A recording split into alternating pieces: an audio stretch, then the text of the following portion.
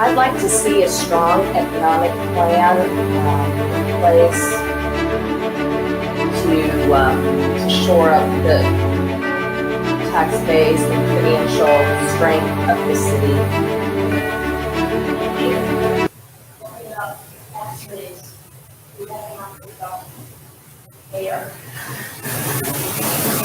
When I was going door to door, there was a resounding response that I got from folks when I asked them what they liked about Roswell.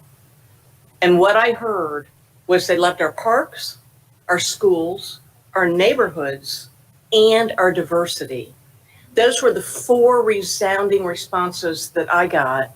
And I think that those encapsulate what is different about Roswell from other cities. I think it's what encapsulates the whole notion that we're a community. We're not just a city. It's not about buildings and infrastructure, although those help. But it's also about just that sense of pride and feeling in our city. And I think that that's something that we always need to take into account.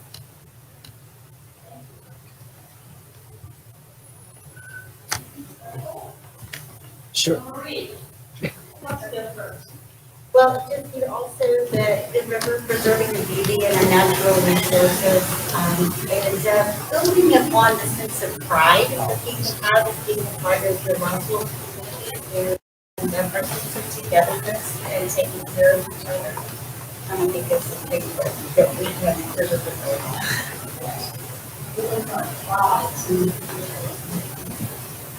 So I think another thing to build upon and that there's pride around is really a city with historic charm, and with that has created really somewhat of a destination and really a fun place to be.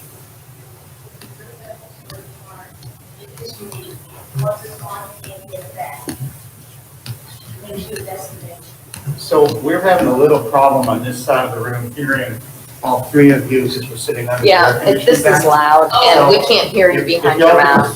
Without shouting, just a little bit more volume would be helpful. Or drop your mask. I think we're all 6 feet apart. I'd like to see us do many things to ensure the vibrancy of our community continues, and be that economic or be that spiritual or whatever the city over the next 5 years. We'll see a lot of demographic types of changes, and making sure that the vibrancy that we have today continues into the future is very important. vibrancy.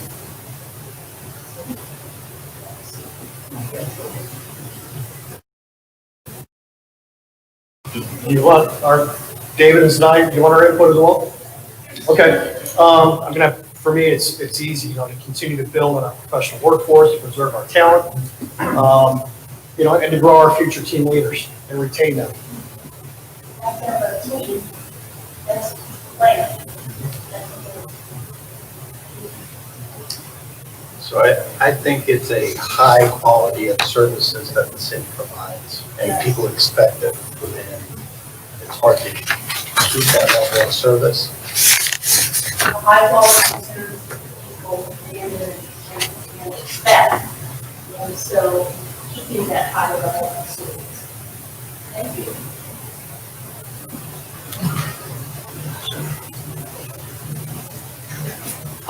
Thank you, Andy.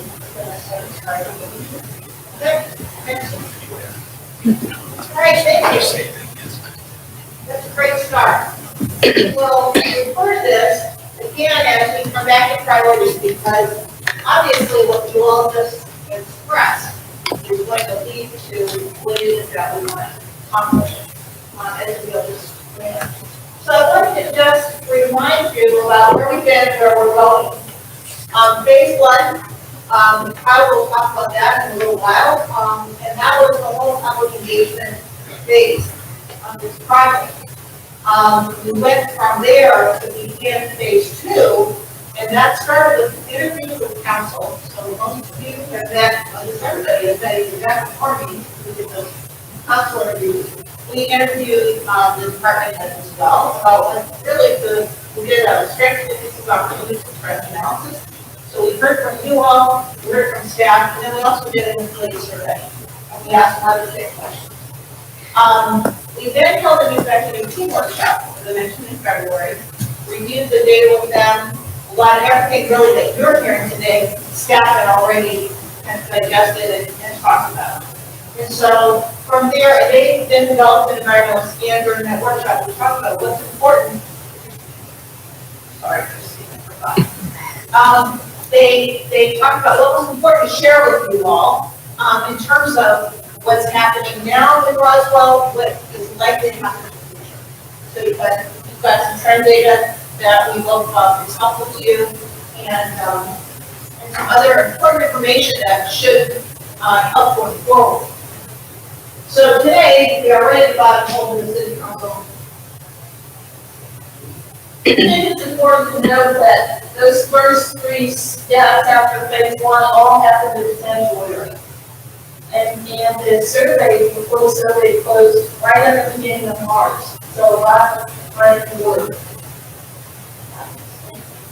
So after today, we will take the results of what you tell us, and we will prepare for another workshop that will include you all and staff, executive team, so that the executive team can then hear more about priorities, what you want to accomplish, and really then we're going to get into that one, rolling up our sleeves, how do we get there?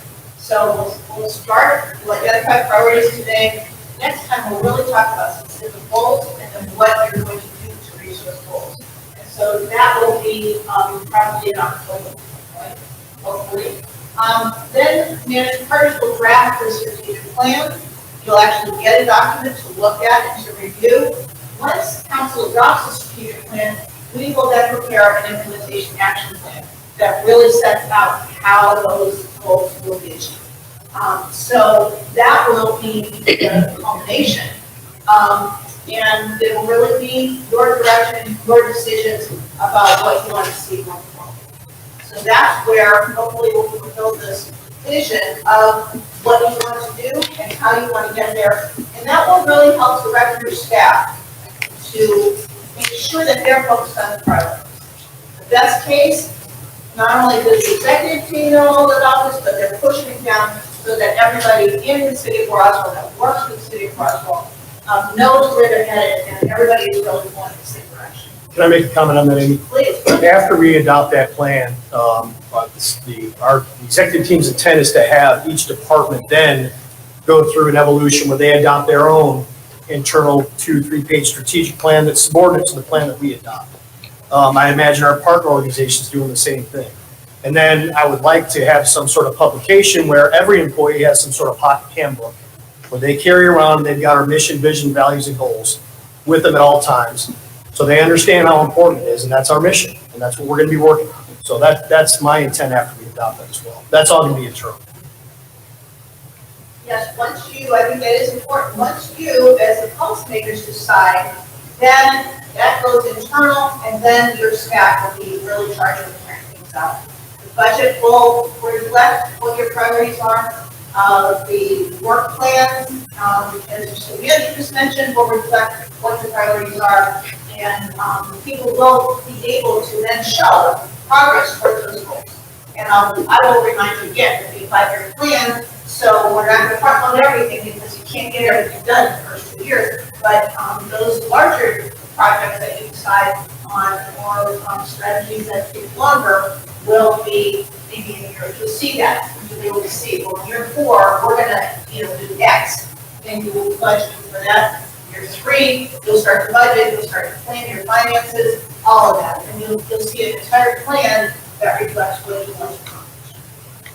So hopefully that makes sense, and you can see how far you've come already, because you're really already far. So with that, I'm going to turn this over to Kyle, who's going to talk about the public input that attending next gathers from all sorts.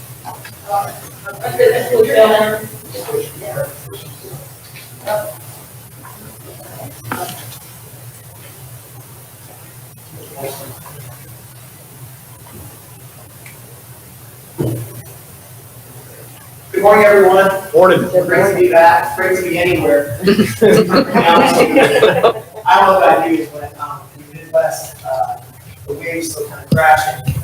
Our 60,000 undergrads came back to Ohio State 2 weeks ago. We're back. So there we go. Hopefully, we'll see about the Big Ten here later today. We're struggling in the same way every community is right now to understand the impacts of what's going on, understand where we're going to come out of this. But if anything, this last couple of months, 4 or 5 months, how long has it been? 6 months? Have shown us is some of the opportunity, urgency that they around each of our places.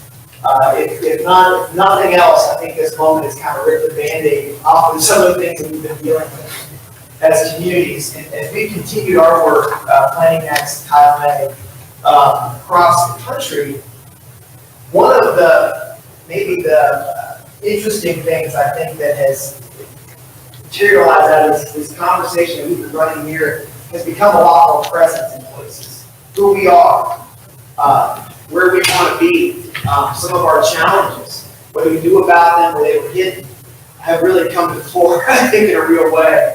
Some of them economic, some of them socio-economic. But I'm just really, really grateful to be back with you all here in Roswell. I was reflecting recently on just a great moment for me professionally, but also part of this process. We were at Gate City Brewery, for those of you that were part of that event. It was a year ago now. Warm sun, free beer for the people that came out. But about 400 people cycling through our event that evening, sharing their perspective, just as you all did, on what they love about Roswell, what they cherish about the place, maybe a little bit about what they wish could happen also, this idea about vision, where I think the place could go.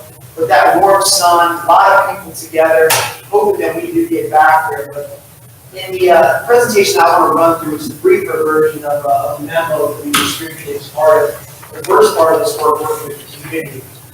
We try to encapsulate and distill all of those comments we collected over that period of almost a year of conversations. That was one of dozens, really, of discussions that we had around the place. Some of them in person, some of them, I call them tactical, we show up where people are. Some of them virtual, digital comments as well. So over the year, we're very proud of the work you did. Very, very grateful, I want to say up front, for the work of you all, helping us bring people to this process. Can't be done without that. And especially the staff at Roswell as well. You guys have some special characters. I have a special call to Miss Karen back there, who everything I want to show you in terms of numbers, about half of that is her. So you got a star there, and we appreciate her.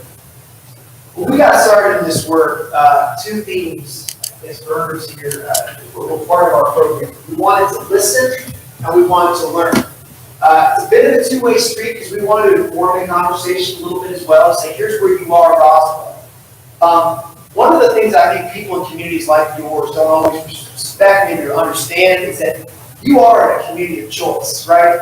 So a lot of people like this place. A lot of people want to be here. It does create tension. It creates growth pressures, all those sorts of things. But in Dalton says, I think one of the overwhelming things I heard was how much people really do love this community, both in terms of generalities, what's great here, but also some specifics. Somebody mentioned the park system. Somebody mentioned the river. Right? You have some very specific and unique assets, not just in North Atlanta, but to the country in terms of a community your size.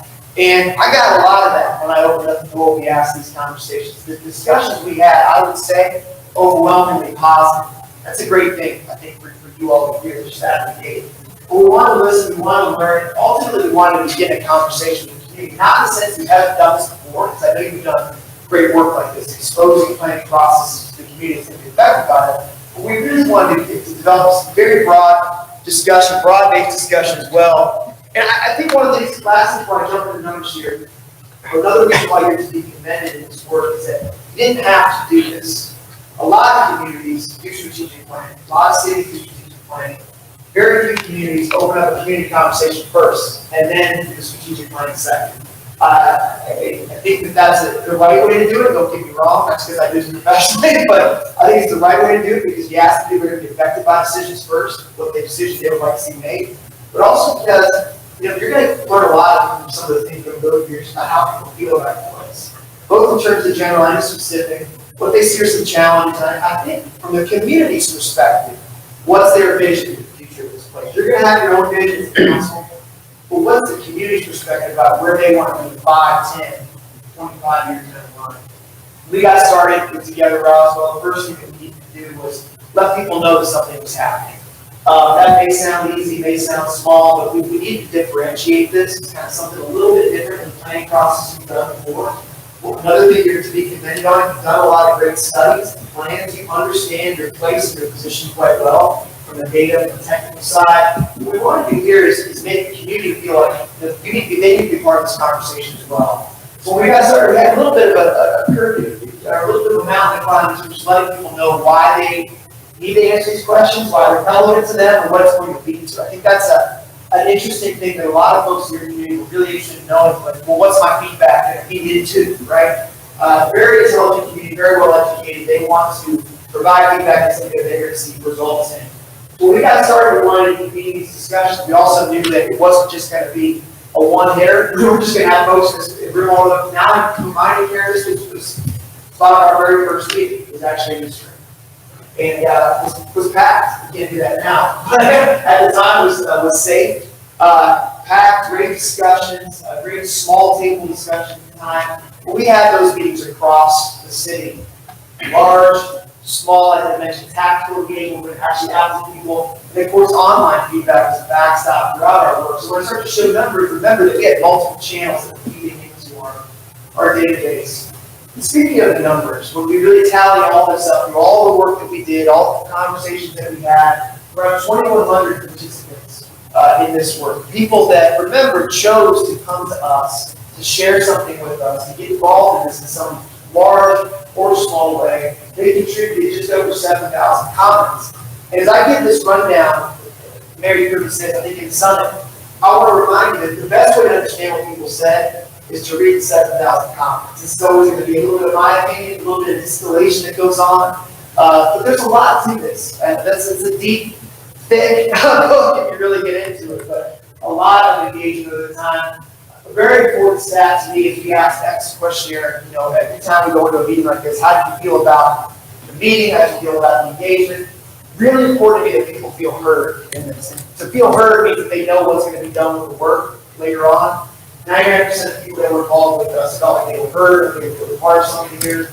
I'm going to talk about sticky dots in a second, because one of the products that I want to introduce to you all to take a look at, maybe after today, we can get a laptop, but we asked them to read a mapping activity. And part of the reason I did is I know we're not doing a real physical site planning operation, you can comp plan if you're doing that work right now actively. But I like to know about geography and how people feel about the place that they're in too, right? What are the qualities of great places? What are the qualities of not so great places? Where do they see opportunity physically in your community? We had almost 3,000 folks drop a dot and describe what they liked, did not like, wanted to see happen across the community. So we got into listening and learning with 4 large meetings, some pop-up events. Another thing I think that you all should be proud of in this process was your commitment to reaching some of the harder to reach groups. Every community has got segments that are just hard to engage with. Young professionals, recent immigrants, young families, more experienced folks in the community. The suite of events you see on the screen right there, I think reflect the staff's commitment to getting out into the community, not just bringing people to us, but getting out. One of my particular favorites on here, beyond, of course, the big city, would be the Day of the Dead Festival. We brought people out, we had iPads, going out to the community, trying to bring as many folks to this as possible, meet them where they are. When we got to this process, one of the first couple of questions, you realize I'm kind of asking the same question to different angles, right? We ask these openers. The headline for these is important because it starts to define, okay, we've done our work. What's going to indicate progress? What's going to indicate success of this strategic plan and your work as a council body? Write the headline. How will people describe that? That's some great feedback on that. We also asked about hopes and concerns. Hopes, one side, the optimistic side, concerns for maybe some of the challenges they see emerging, both external and internal. And then this last piece that I mentioned, these dots, what are the qualities of a place in Roswell? You've got a lot of unique places. We want to know about those. I hear this term applied It doesn't matter where you are. New York City can apply a small town charm or community thing, but I want to know what that means in the context of Roswell. Small town charm, character, those words we hear a lot of people apply to places in the store. What does that really mean? Is it about the plates? Is it about the architecture? Is it about the district? How do you define that? We've got a lot of great feedback on that question. When we do a process like this, I say it's from the standpoint of planning next, it makes sense. We're collecting a lot. I'm trying to database a lot. All the stuff is available to you as well. It's full database available to you. I want to categorize, so take that 7,000 comments and try to make some sense of them in terms of topics, themes, its quantities associated with these things, and then analyze that database a little bit further, share that, of course, test it back with what we shared in the first place. For those of you that were part of the summit, that was what that particular event was all about. The event and then the subsequent online engagement that we made available. We wanted to test that direction that was emerging from the community. Back to them. You said this, but here's what that means. I think that's an important differentiation. Because people say a lot of things, but they don't know what they're saying actually means, in terms of policy and projects. So we want to test that with them before we get to this conversation with you, who are the doers of this work. And I'm not going to go through every comment. We don't have the time. We probably don't want to hear it, but I've got one of those important things I did Roswell is you guys have likely done them in Word Cloud or Mentimeter, polling. An interesting spread. This represents every single comment we've got in Word Cloud. The bigger the word, the more resonant, more common and frequent that was mentioned. I thought, though, the number one, to be a number one position, because I've not heard this in a lot of places, I did Roswell being home. A lot of association with this place, and all of our comments indicate it. It's back to this word community. Mayor, you shared it. If you're up front here, this idea of community. Feeling like you're here, like you're in the right spot, which is interesting, because if you look at Roswell, especially some of the other communities I've worked, the tenure here, how long people have actually lived here is quite young compared to some other places, around the country. But when people have found this place, this is something I heard a lot, when people found Roswell, they think, oh, this is where we wanted to be, right? So, and that gets back into the high level of services, that gets back into the unique assets, the charm, all these things play into that word being number one. There's some other things though on here that I think get back to some of the challenges here too. I'm going to dive into a little more, but idea of crowd development. There's a lot of, I think angst around your regional position. You're in a community where the tide is rising. You're the fourth fastest growing metro in North America, right? And you're a community choice within that metro. So I think there's a lot that we've heard in the comments that relates back to that pressure, that external pressure. It manifests in a lot of ways: infrastructure, in housing, in transportation. All these sorts of things are indicators of that pressure, but we've heard a lot about that topic. Here's the thing, and of course you'll get this presentation as well. If you want to dive into this, or the data, friendly, unique, growing, family-friendly, charming point. We also asked about the headline. 20 years, if we're successful, what does this look like? So ones of choice that I pulled out here: progressive community, beautiful spaces. Again, working back on some of the comments we got. Roswell is Southern style, family city, fun, growing, family friendly. A lot about families in this, as you can predict. Dynamic city though too. I think dynamic is an interesting word here. It relates back to that pressure question. Because dynamic means you're taking those pressures, you're using them. I think in this case, for a positive gain to your community and for your community members.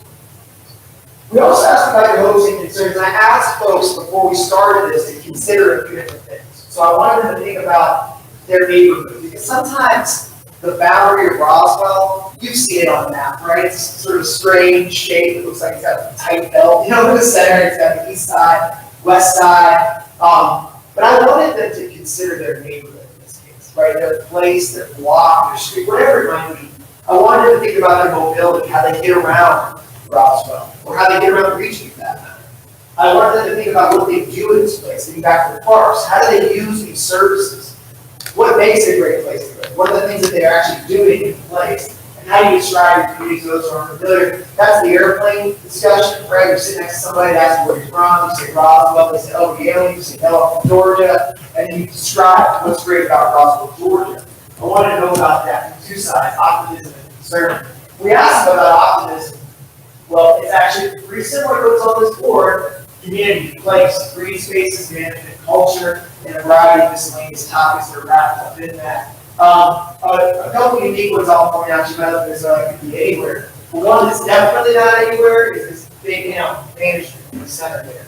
And that gets back to the way this place is, the way this place is serviced. I think a lot of comments in there around how the place is taken care of. A lot of appreciation for that. Community gets back to that collection of topics. I'm going to that a little bit more in depth. The collection of topics that Mayor, I think you alluded to, right? Sense of connection, pride,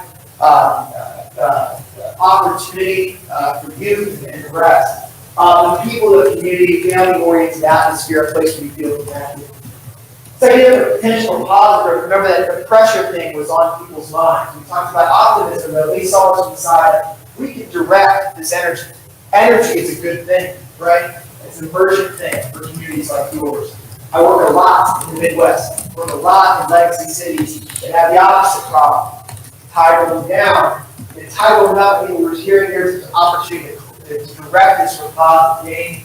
A unique natural asset, where I talked about those before a bit, and then the opportunity to build off this ongoing conversation. I think what a lot of people I talk to mention, this is anecdotal, I realize that as I share it, but a lot of the overwhelming response I got from folks was, this is a great conversation, we should keep this going, right?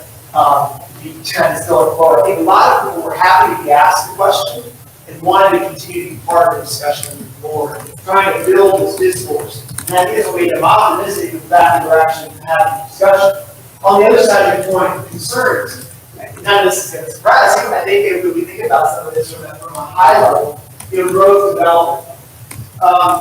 And what's interesting here, I think, on the concern side, is a lot of what we heard, I would call it, they're external things, right? They're things that, because they're part of a region, a dynamic region at that, they're things that you not necessarily can't fully control, right? They affect your place, but you can't really affect them. You can work with partners to affect it, but you can't, in a soccer sense, go out and fix the congestion problem in northern Atlanta, right?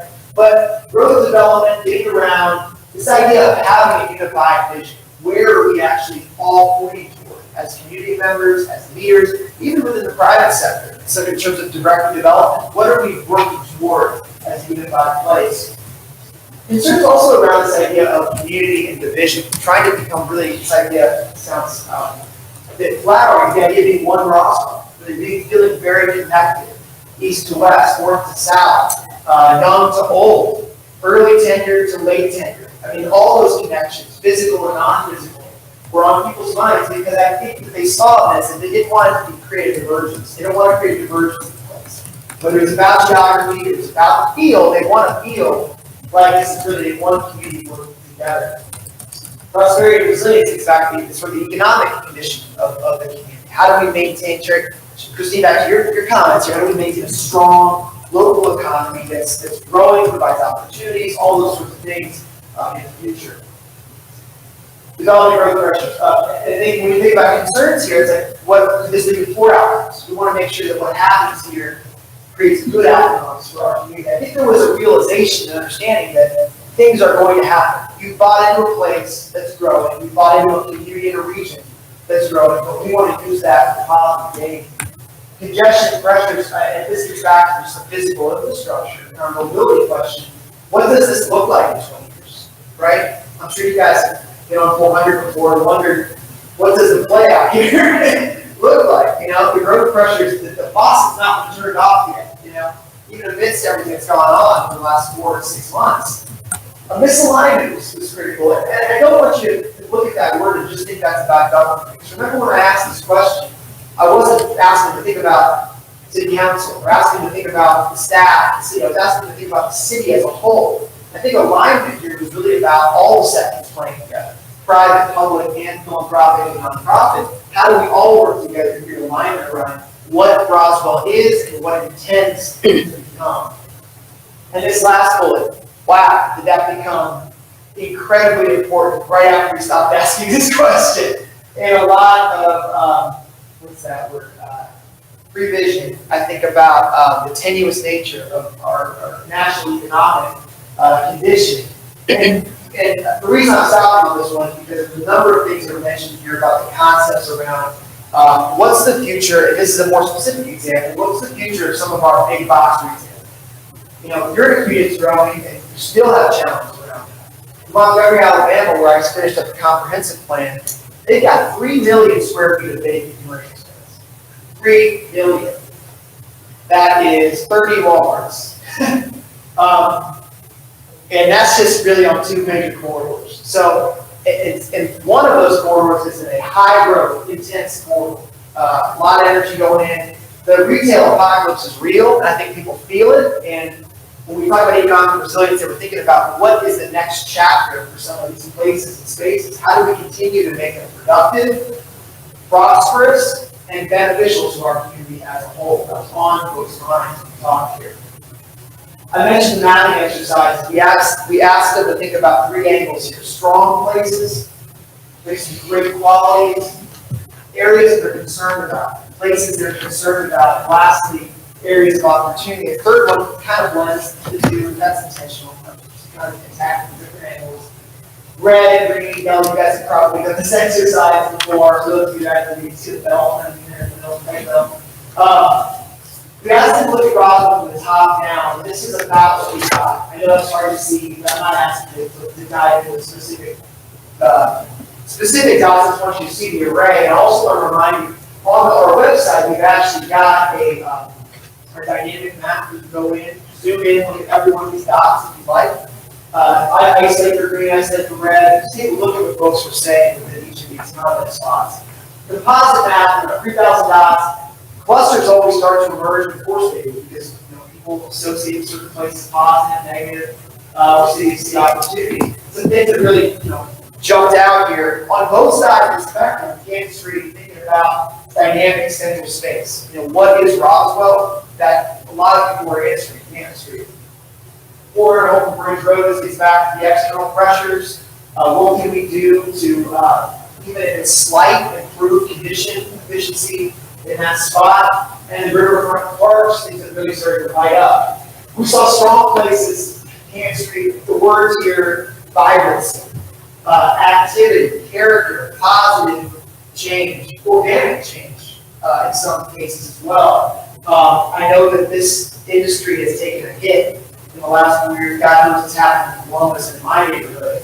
But the authenticity of that place, the specialness of that place, you can read it throughout the comments, right? Whether it's relations, whether it's references to specific restaurants or the change that's gone on there or the way that people come in to see that spot. That piece was quite important. The riverfront, is unique, it's beautiful, it's an amenity for sure. It's one that we can continue to lean in on, right? And work and expose that much more. And lastly, if we're trying to think about hotspots here, the park system. I think we have a lot of things starting to light up around specific parks, services that might be offered there, but also the system in general. What's going on, what's available compared to what might not be available even communities just down the road.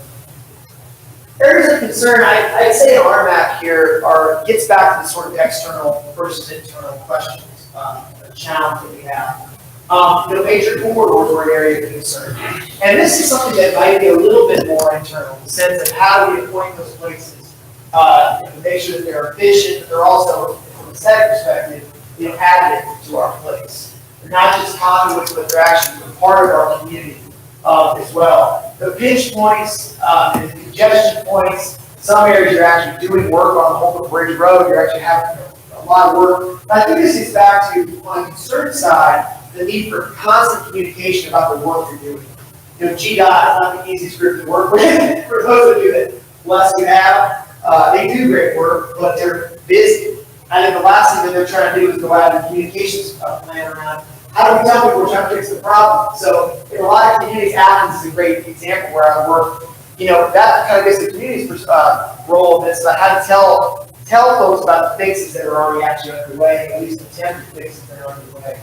On Kansas Street, this isn't reflecting on the place, because people love the place, it's the pressures that have to place creates parking, pedestrian access, sustainability, was concerned about how do we keep up the momentum. And I bet that would light up even more now for the last couple months, 5 months.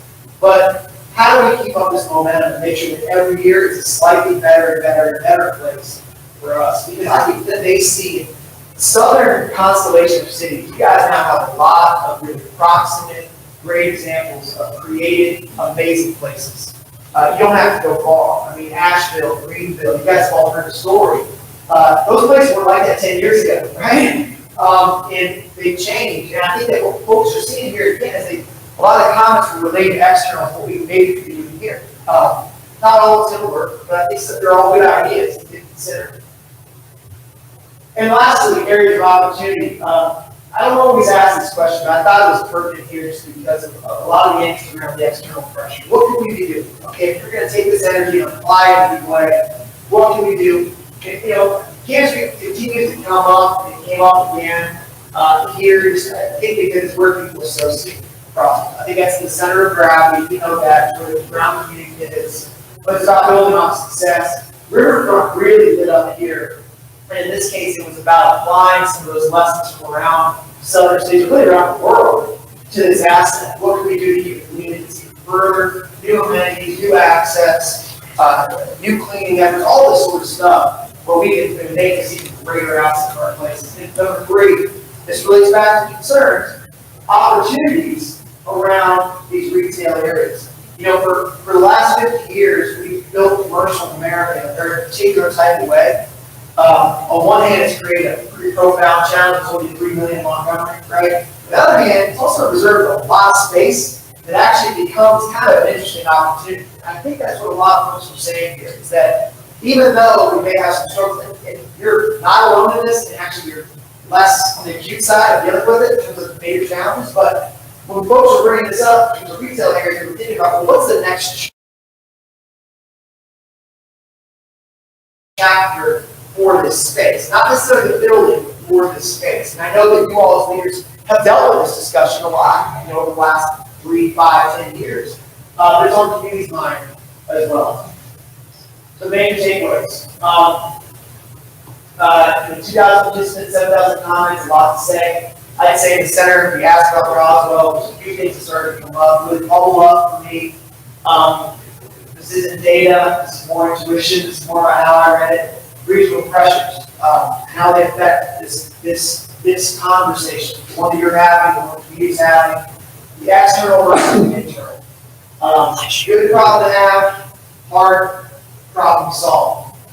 People in the community, in every discussion, as part of every roundtable, loving where they live, but making sure that that place continues to love them back. I think is part of the discussion there as well.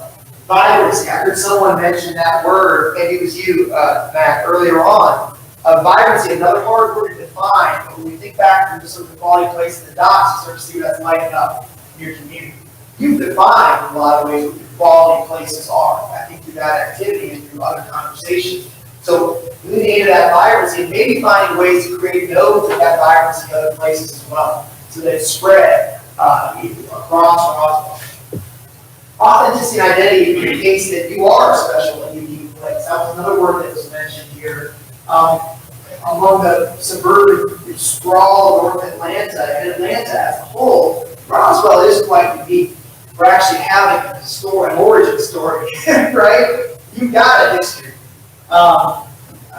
There is a deep past here, and I think that along with its pairing with places, and that's critical. The past is one thing. But if you compare with architecture and buildings, it creates a whole other piece. And I think that authenticity and identity should be cherished because it's very unique in your region. But discourse is a key piece here. Because along with the pressures, I think that we saw a lot of anxious folks around this idea of civility, of this idea of how do we disagree with something, or disagree on something, but find a way to productively move forward. Negotiation, working together. I think that part of that comment around we want to keep having this conversation also riffs on that. The idea that we create a discourse, right? You don't have to just inherit that. That can be something you're deliberate, you work on as a community to build a communications platform. And then lastly, the thing that connects the circle here, leadership. There's this leadership, there's good, absolutely great leadership in this community, no doubt, and that's what we heard. We saw our manager came up there in terms of optimism. There's also idea of what's the next round of leadership, right? How do we start to cultivate that among our young people? How do we get people interested in the conversation we're having here to take the flag, to take your place, and to move the place forward? That was a question that had two representative members about the positives, what we have today, and what you're going to replace that with in the future. I'll quickly go over the next business of the community summit. For those of you that were there, trying to gather everyone together. We also had we had an online board for this as well, so we had the in-person and the online.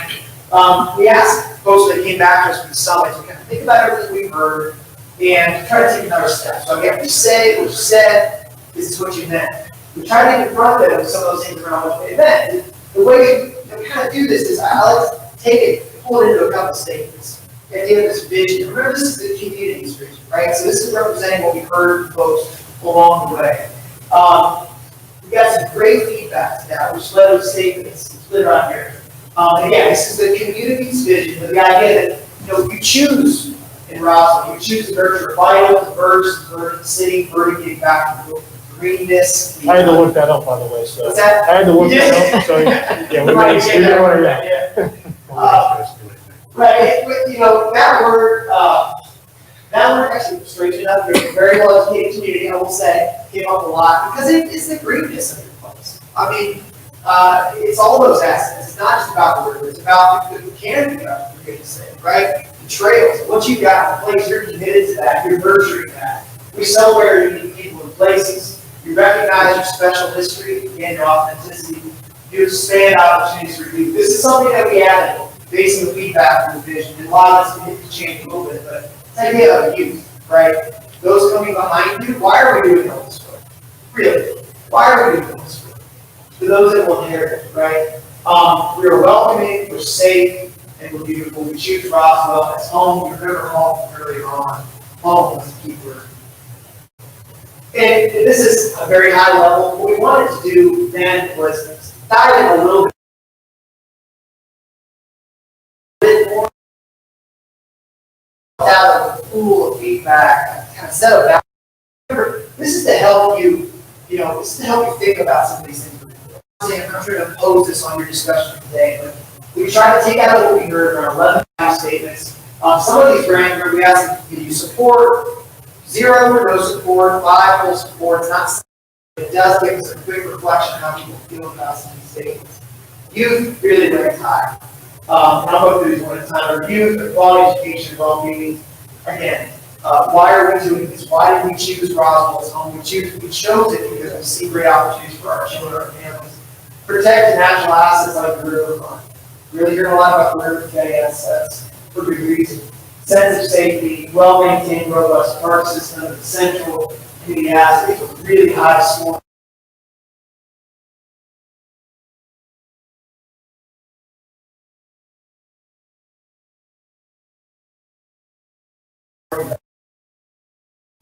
K through 12, beyond, protecting the natural assets. If I can talk about 8 for one second too, a lot of what I heard this was, my K through 12 is now 13, whatever, is now somewhere, UGA, wherever. I would love if they could come back. Where are they going to come back to? I think there's a lot of anxiety around. I want to bring them back to young families, bringing them where can they come to in Roswell. Quality education, well-being for young people. I think that's the idea. Trying to create a complete community.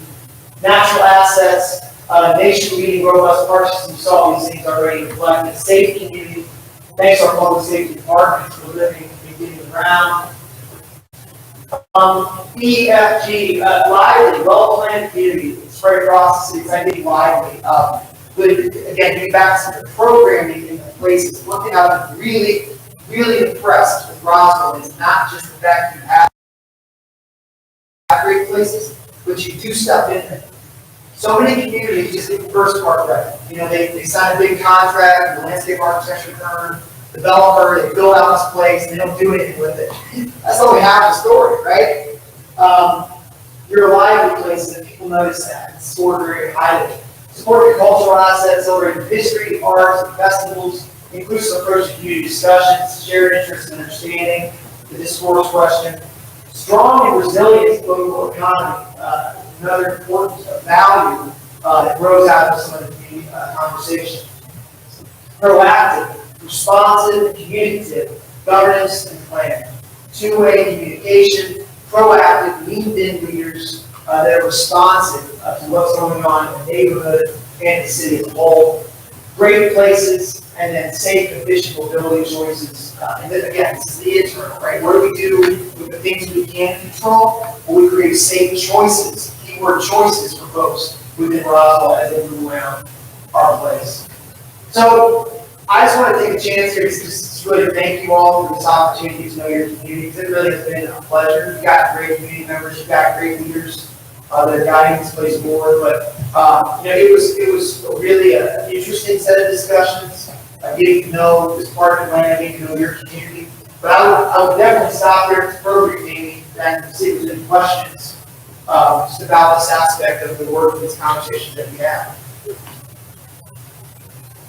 So I just make an observation that I think is very interesting, and I think what the feedback you've seen, one of the things it says to me is the power of communication.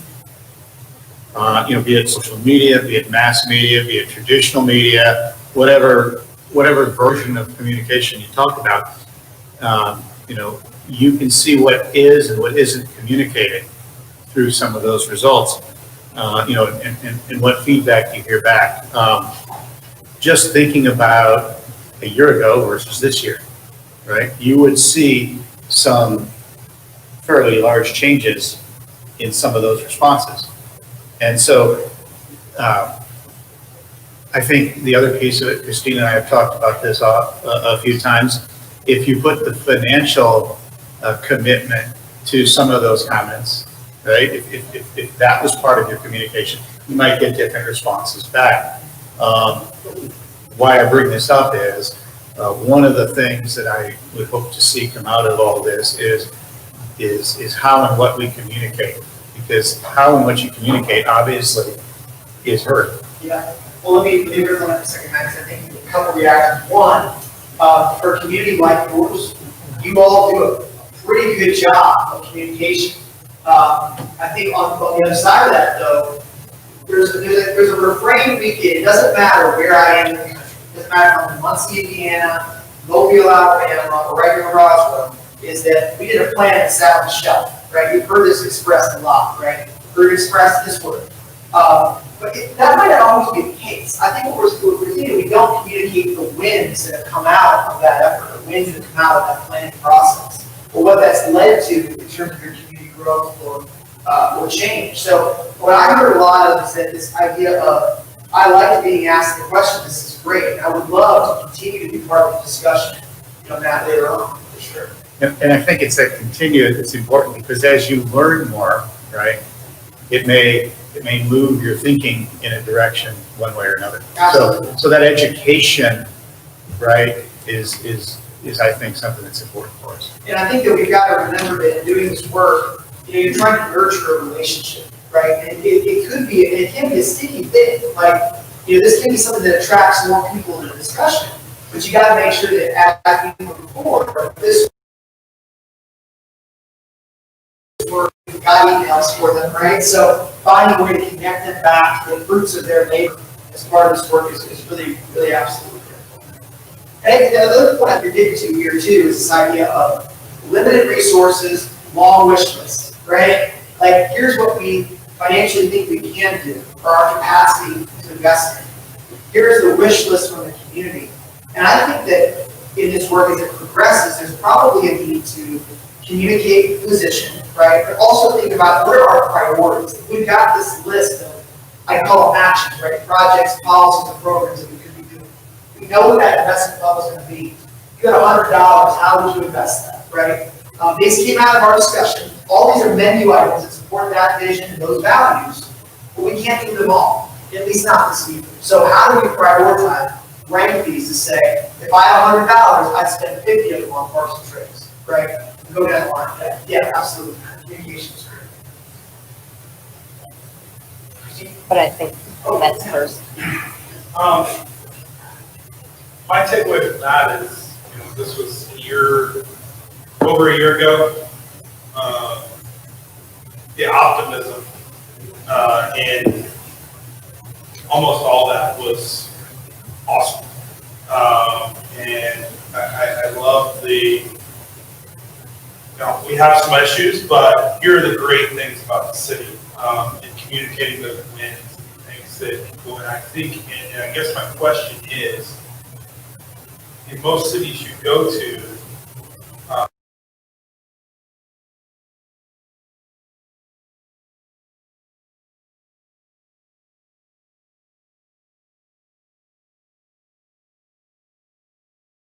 optimism around the country for pre-COVID. I think post-COVID, I think you're going to see different word clouds.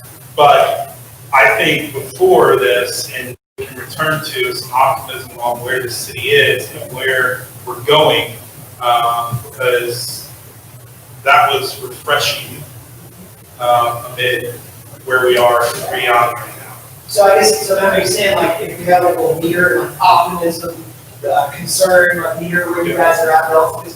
I would say that, it's odd because honestly, I've worked in some really challenging places. I've worked in one mission project there. I've worked in Muncie, Indiana, that experienced almost the same population loss, Youngstown, Ohio. It's strange that the places you expect to hear the most concern, the most refrain around challenges, you tend to hear a lot more about hopes and optimism. Just because it's this idea that we're here, we're pioneers in this place, what do we do next, right? And I'm not saying that it says that you guys were overtly negative. I think that reality, you're probably right in there. I relate you very, very similarly to communities in your position, right? Communities of choice, Dublin, Ohio, for example, outside Columbus, or a Loudoun County outside Washington, D.C. Places where people want to be. And in that wanting to be there, they have a discerning idea of what that place should evolve into, right? So I think it was probably right in the middle of the road, but very consistent with communities like this. Very consistent, and actually maybe a little bit more positive. And probably because of that, of those places I named, you really don't know what the Lord is doing, right? You don't know what's not made up, developer 1970s tract house community. You have a story that's deep. So I think there's a little bit maybe more positivity around that aspect. That helps. Just an observation, when I was reading through the results, I found it, and not surprised, but the median age is 39. But yet our majority of the respondents were 60 plus years old. Half of our population earns under 55,000, but yet they represented 10% or a low amount of the respondents. And the same thing with the diversity. We have 13% Hispanic, Black, or reverse, but yet the diversity was very, very small in the responses. So going back to communication, I think we have to be cognizant of how we record it, because in a way we didn't capture perhaps all of the fair amount of what they might want to say. Yeah, that's a great point, right? And I think that when we had a goal for this process when we started, it was that anybody who cares about the future of Roswell has a choice to participate in this work, right? Choice assumes they've been asked, that they know about it, right? And we worked really hard. I will say, you among communities like yours work especially hard to identify hard-to-reach groups and to try to find pathways in. And we came up short in a couple places, but I would say that this is an ongoing, this can be a getting back point, this can be an ongoing discussion for you as a community moving forward. And as you think about some of the stats around the demographic, and also geographics too, right? We had this idea of east-west, and we were trying to pay attention to that, in the work. As you take the next round of this, you think about how to do this and continue this conversation further, those would be places to start, right? So again, who are our hard to reach populations? Because you don't really know, you can kind of guess, but you don't really know who they are until you do this work. You know, and realize that certain segments were just not part of the conversation or were limited to be represented. When it came to young people, we tried different things. I think one of the challenges you have in your place is your community, right? So for a lot of those folks in the pros of their early career, it's difficult to find them in place. The Gate City event, I think, had some good positive elements to that. When it came to some of the harder to reach ethnic, racial groups, things like the community picnic event where we were out there in person, events like the Diego Ortiz event here on over at City Hall, trying to be in those places with those communities as they use your different resources. I think those provide some good lessons on in the future what we need to do moving forward as a place. That's a great observation, Christine. I appreciate you pointing that out. Well, let me say this as well, though, when we're dealing with this in the census. There are hard to reach communities in the city of Roswell. And we know that from the response that we get from the census. My question is, and also let me just back up because this is very interesting to me because we're in the middle of this. So we're not thinking about, that Hallmark community out there that's in the middle of nowhere and the movies are all made at. But, and I never really thought of our growth issues are a result of metropolitan Atlanta area. I'm sure that many of the communities that you go into, they would love to have a Walmart, and we're dealing with the Walmart empty space, so, our challenges are different, but going back to the hard to reach communities, the bottom line is, and I don't know how you get around this, and when we talk about recruiting people for boards and commissions and volunteer things, what we experience is our senior community they're the ones that are engaged. They're retired, they're on the flip side of life, they've got the time to engage and interact with us, but when you get to the younger families, they're busy living life. I mean, they're busy with their careers and their children, and so I don't know how to overcome that.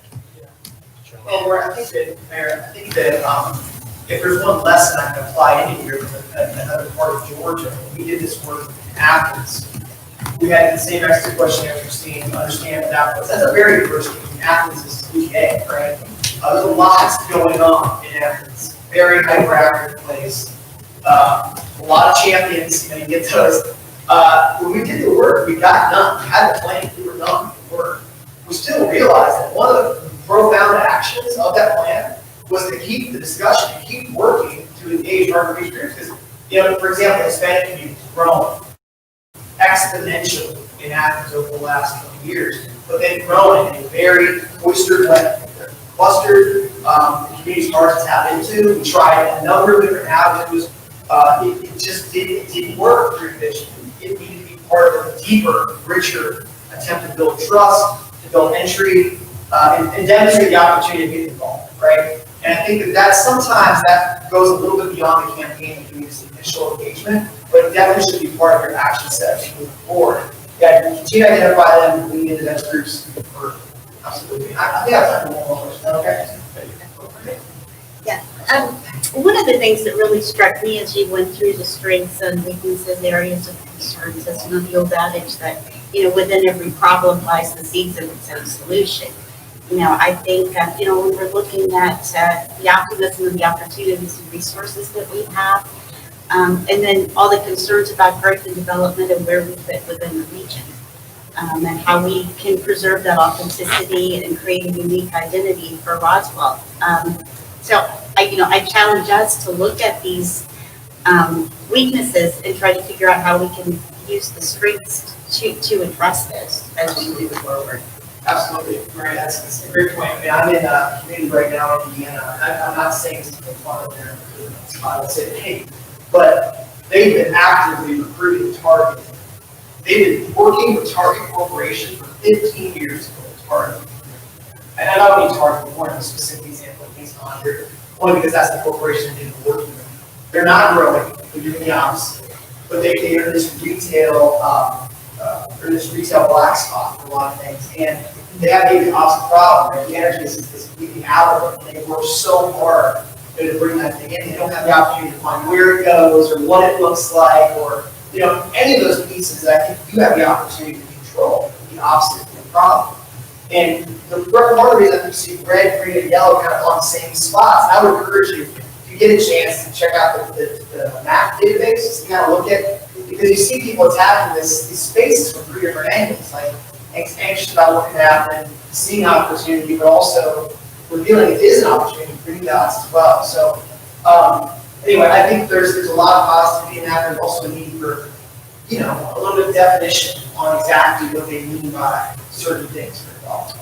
And to go back, one of our problems is we did lose a target, Yeah, pretty upset, yeah.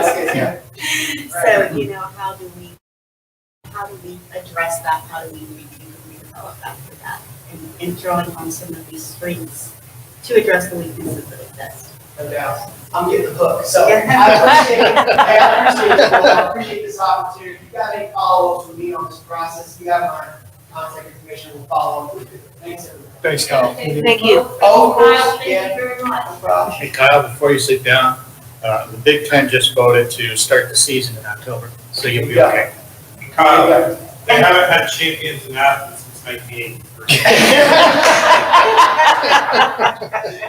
Oh, boy. You're ruffling some feathers. That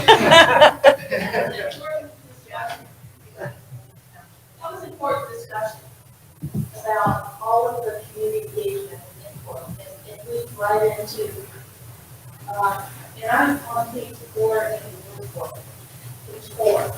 And you'll begin to see all of the alignment, because beginning on page 4, you have the themes from the council interviews, staff interviews, the employee survey in the middle, and then the executive team workshop. And so, I'm just going to read some highlights of this on page 4 and 5 really captures strengths and opportunities, which is really where we want to focus.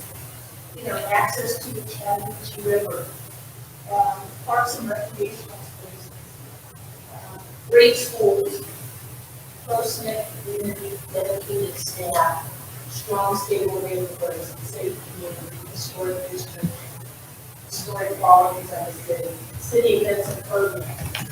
All those things are resonating because we've been talking about and you've heard about the community. Those are all the strengths, the opportunities, creating a plan for balanced growth, including redevelopment and economic development of the commercial corridor and all vacant parcels, incentivize businesses to locate the city. The whole idea of building a park along the Chattahoochee River, upgrading city facilities. And as I look at this, I think so. This is beautiful. Prioritizing capital projects, promoting Roswell as a destination for transportation and access, strengths and opportunities. So you see that alignment between what you heard from the residents and stakeholders, and then from the interviews, the employee survey, and the executive team workshop. So everybody's things are following in place, okay? The themes have all been aligned. So we have some clear direction. You also have at the back of your workflow the staff's environmental scan, and I just want to ask you that environmental scan really address we talked about these weaknesses are really opportunities that you want to look at. But the environmental scan with the staff did, focus on population, economic development, education, finance, crime, safety, and staffing trends. and I know that you all have reviewed that information, and I don't want to go over it at this point, but I want to ask if there are things that, from all of this information, you know, beginning with phase one, unit report, all the information that, you know, part of this environmental scan, the data, the survey data, you know, the themes from the interviews. Is it, what sticks out to you? What concerns you? That is Matt. So when you asked us for our first comments, I said ensure the vibrancy in the future. Something Christine said is now stuck in my head, that our average age is 39, and the people involved, most of them is, let's just say 60. Yeah, I'd have to go back, but If you're looking at 5, 10, 15, 25 years down the road, and we haven't reached that population strongly enough, that's running around in my head as I look at the next parts of what comes from this process.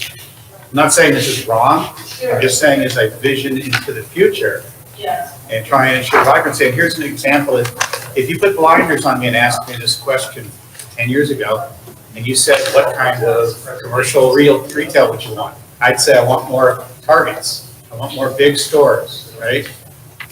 But if you asked my kids at that time, they would have given you a different answer. Okay, and so that's stuck in my head a little bit. And again, I'm not arguing about the data. I'm just thinking about how those next steps might happen.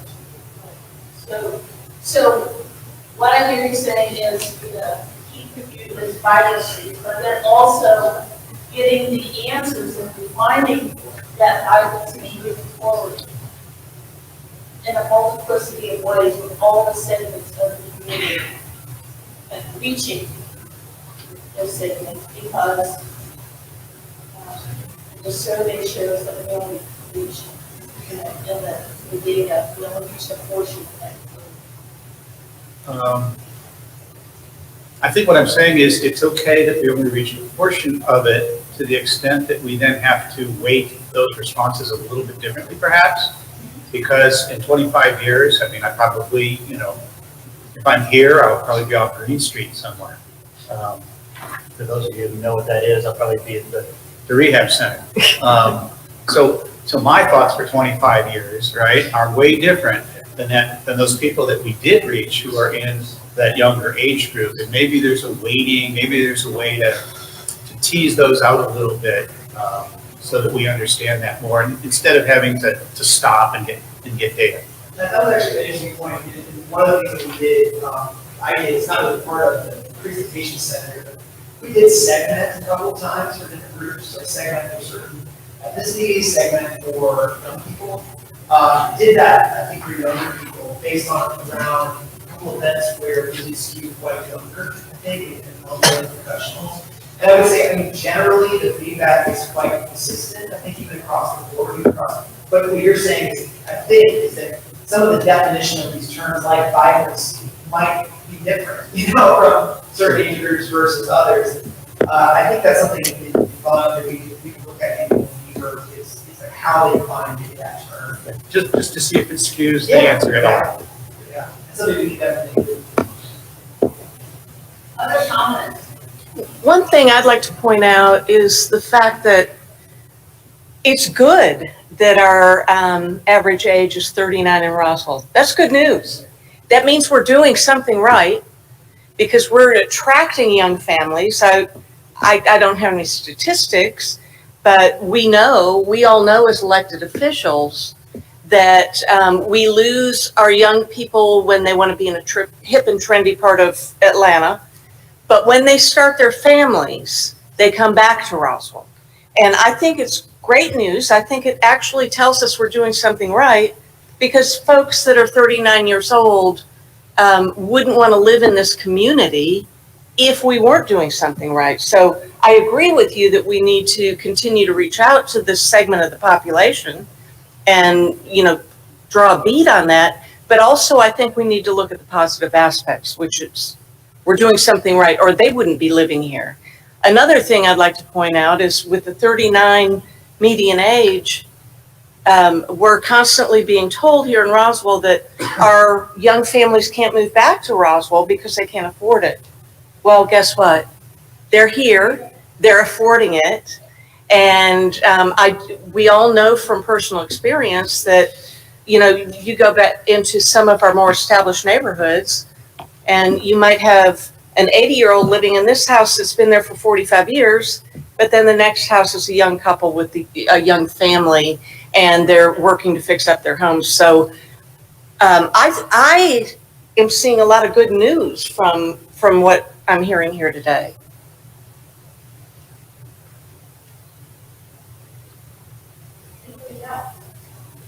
Yeah,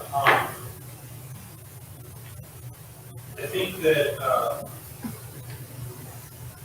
with information, probably one of the most important issues components consider addressing strategic plan. One thing that was said in there a lot was leadership, and vision and you know, common goal. So I think probably the most important thing for me coming out of this strategic plan is what does this strategic plan do for us? And the leadership in the future, and is it something we all are going to follow, and staff is going to follow, and we're not, and if we start bringing things that are against the strategic plan, what happens? Because I think this is a very important thing for us to get us on the path, because right now I don't think we have a path. If you ask all of us in this room, what's important to Roswell in the next 5 years? we don't really have, I mean, we're all gonna have different things. We need as a governing body, and I think those responses point to them wanting us to come up with a unified vision and stick to that plan as much as possible moving forward versus throwing things up on a wall and seeing what sticks. So I think for me, what came out of all those things was that, because that governs the rest of the stuff we're talking about. So what is the strategic plan? Yes, and one thing I just wanted to comment about the data that was presented is, I think it would be nice to see a population projection or trend into the future, to have a better understanding of, you know, what might happen 5 years from now, so that we can begin to think about how our strategic plan impacts that, or how we can, you know, address some of those changes through the strategic plan. Right, right. Other comments? If not, then I would just like to add one thing. I think that we need to better define the terms, and this goes back to what Matt Kaiser was saying, what vibrancy means to one or the other, but we talk about, we use a lot of terms, and I believe they can have different meanings to different people, and maybe we need to be make an effort to be more clear on the terminology. Especially it'll be important, you know, in formalizing the strategic plan.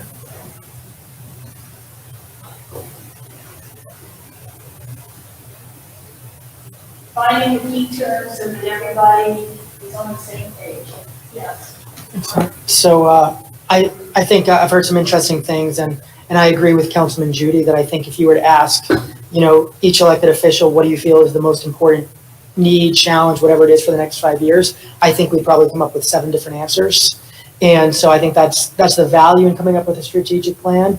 I think a concern I have is the fact that just with having such differing opinions and differing viewpoints and philosophies and values and principles, et cetera, is it's tough to nail down one where we are working in that same direction. Because an example, if I go look back to what's the residents' number one concern, and you'd written pressure for development and growth leading to poor outcomes.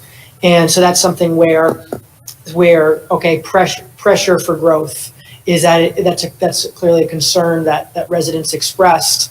And then if we have a strategic plan that is applying more pressure for more growth or something along those lines, instead of having a balance. That's right, a concern, and I'm hopeful this council will come together and find a way that we have clear vision, that, you know, whether through compromises, whether just focusing on the strengths and the agreements. But that's just, I feel, one of the challenges that I hope we can all work through together.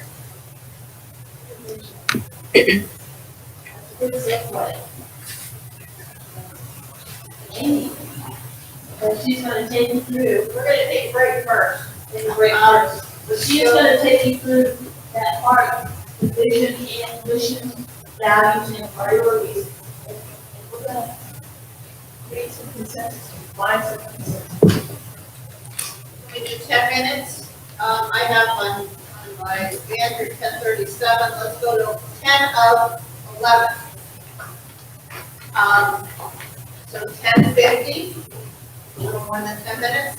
Please take care of your own needs, and we'll be back in at 10:50. We'll start talking about vision, mission, and values. This was a, yes, that's setting and the time. So it's good to keep looking at it. And I'm just gonna sit here and study eat. That's all wrong.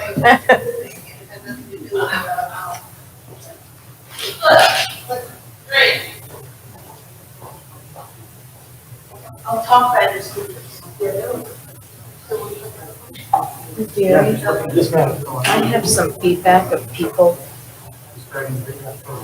I guess people, I'll try, they can't hear the speakers. Yeah, we're having problems. Oh, if they can use a microphone. Yeah, we don't have a microphone.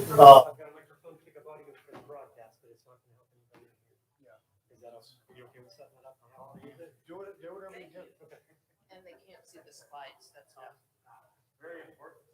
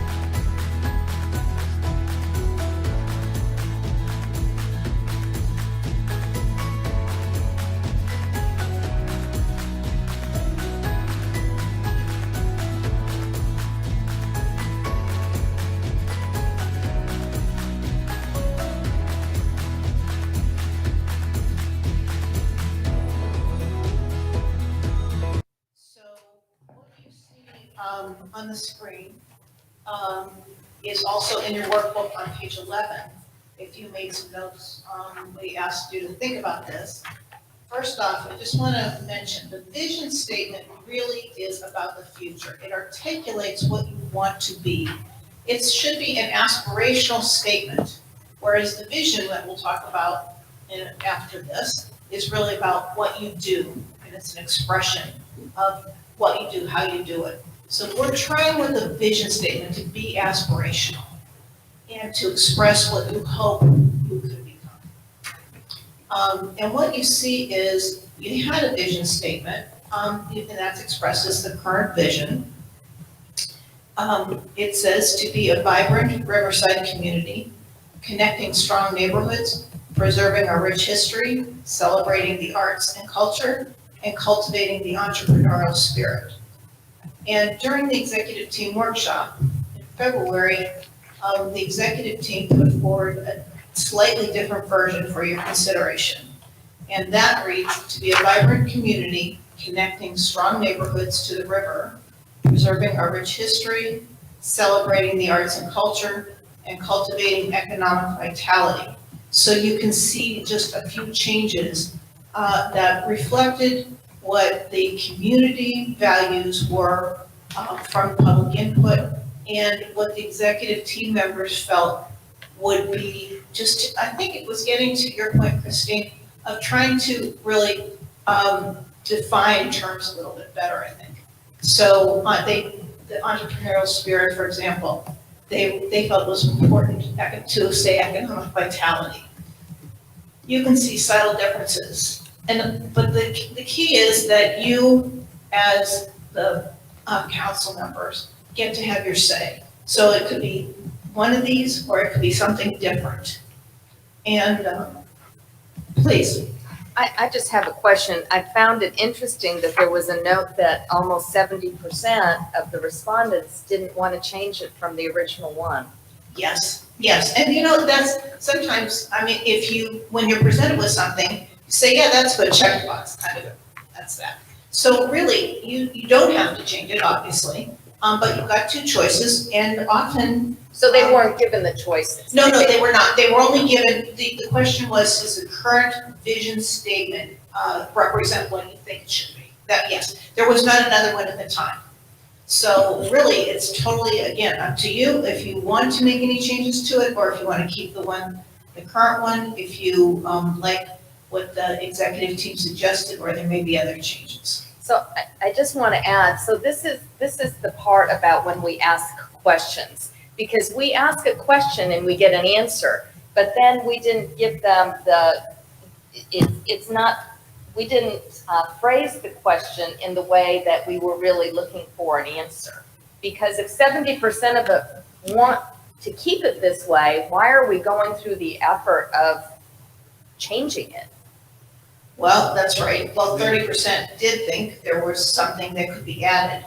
You're talking about 70% of the employees. Employees, yeah, these are employers. Oh, okay. This is from the employee survey. Okay, I'm sorry. I thought this was all respondents. No, this is just from the employee survey. I think I'm actually gonna go Councilman Judy Matt, has hand up Michael, first. and then So Sorry. I like the addition of economic vitality, so that's very important moving forward. And cultivating can that, everybody hear? I just want to make sure. oh, sorry. I like the economic, cultivating economic vitality, because that's very important moving forward for us. I think something important that I believe as Marie said earlier, and if you look at some of these things in here in the previous presentation, is the pride in community. And I think that pride connects to what the mayor was saying about people coming back and living here. So I would like to add to the end of that, if I was making my own statement, and plus this is for diversity reasons, I think economic vitality should be a vibrant community connecting, yada, yada, yada, that all are proud to call home. And all is a very important part of that, and pride in the community too. So add that all are proud to call home at the end of that, the executive team put together, and I think it would be perfect. That's just my opinion. Okay, so your suggestion is to keep the executive team statement, but add that all are proud to call home, getting that idea of It's got home. home, proud, and all, so it's got all those things. So I agree with two aspects, disagree with one aspect. So I agree and supportive of change in cultivating the entrepreneurial spirit to economic vitality. So that's something I support and I agree with. I disagree with changing it to be to be a vibrant riverside community connecting strong neighborhoods to be a vibrant community connecting strong neighborhoods to the river. And the reason being is I see the connecting from the first one as more inclusive than just the river. I see the connecting aspect. It's to the river, it's to other neighborhoods, it's to economic areas, it's to parks, it's to everything. So that's why I like the beginning of the first one. So that was my agree, my disagree, and then my third one is an agree, where Councilman Judy's point in bringing up those exact words, the proud to call home. I agree with that aspect as well. Right, so you're suggesting just if we just stick with the executive team, just cross out to the river at this point? Or is there? No, because it'd have to be the beginning of the current vision, because mentioning Riverside community, I think, is relevant. Yeah, I don't disagree. Oh, I see. Yeah. Oh, you're saying, okay, to be a vibrant riverside community, Connecting strong connecting neighborhoods. strong Yeah. neighborhoods. Yeah. I got you. I Leave don't- the river where it was. I don't disagree with that. Okay, And all I right. gotta sort of agree with that. What I was struggling with was, and that fixes it, to be a vibrant community by connecting neighborhoods, right? I thought the word by was missing, but if you want to make it be a riverside community, that solves that problem. I also struggle with the concept of strong neighborhoods. Do we not want to connect our weaker neighborhoods too? Well, They're it's all strong. It's But aspirational. maybe they're not. I mean, Well, it is aspirational. So, I see the aspiration of all our neighborhoods are strong. So our vision is we're connecting all our neighborhoods, which are all strong I think neighborhoods. that's why the all is important in the change Yeah. that Matt's made. Agreed. Marie, you had a comment? I did, I think cultivating, I agree with that suggestion, and everything. I think, the evolution of entrepreneurial spirit to economic vitality is a good one. But I do think on each one of these things, we need to have some conversations about what each one of these phrases means. What everything means? Right. Well, let's say this, we can do that now. We have about 45 minutes that we had imagined that we were gonna spend doing mission, vision, and values. And, let's go ahead and talk about what, so let me ask you a question though. In terms of, it seems like there's some consensus that with these changes, that you like, the vision that would read, let's see if I get it right, to be a vibrant riverside community connecting strong neighborhoods, preserving our rich history, celebrating the arts and culture, cultivating economic vitality, and that all are proud to call home. So, and by the way, you will get this again. You will have one more chance, okay, at wordsmithing. We don't want to spend too much time wordsmithing, we want the concepts.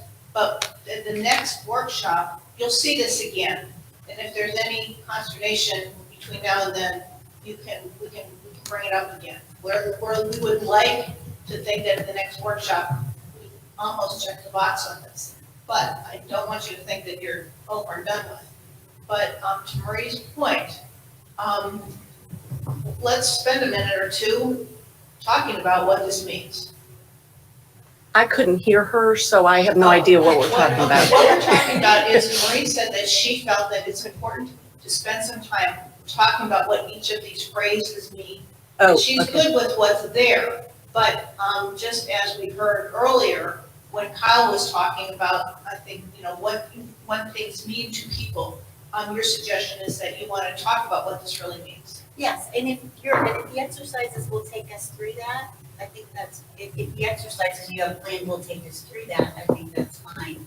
But I know celebrating the arts and culture means finding one thing to me, but something else to Christine. Economic vitality is something different to Mike versus Matt,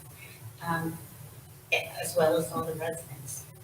So, all right, everybody heard that, right? Mhm. So, In fact, I'm gonna bring this other mic over here because you are soft-spoken, which is a virtue.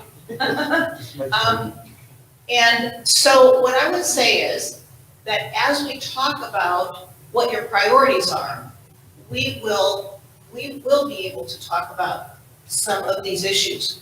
We may not, if for example, though, arts and culture does not emerge as a priority, then we would not be necessarily talking about what it means. I can guarantee you we'll be talking about what economic vitality means, because that appeared as a priority almost, well, universally when we interviewed each of you.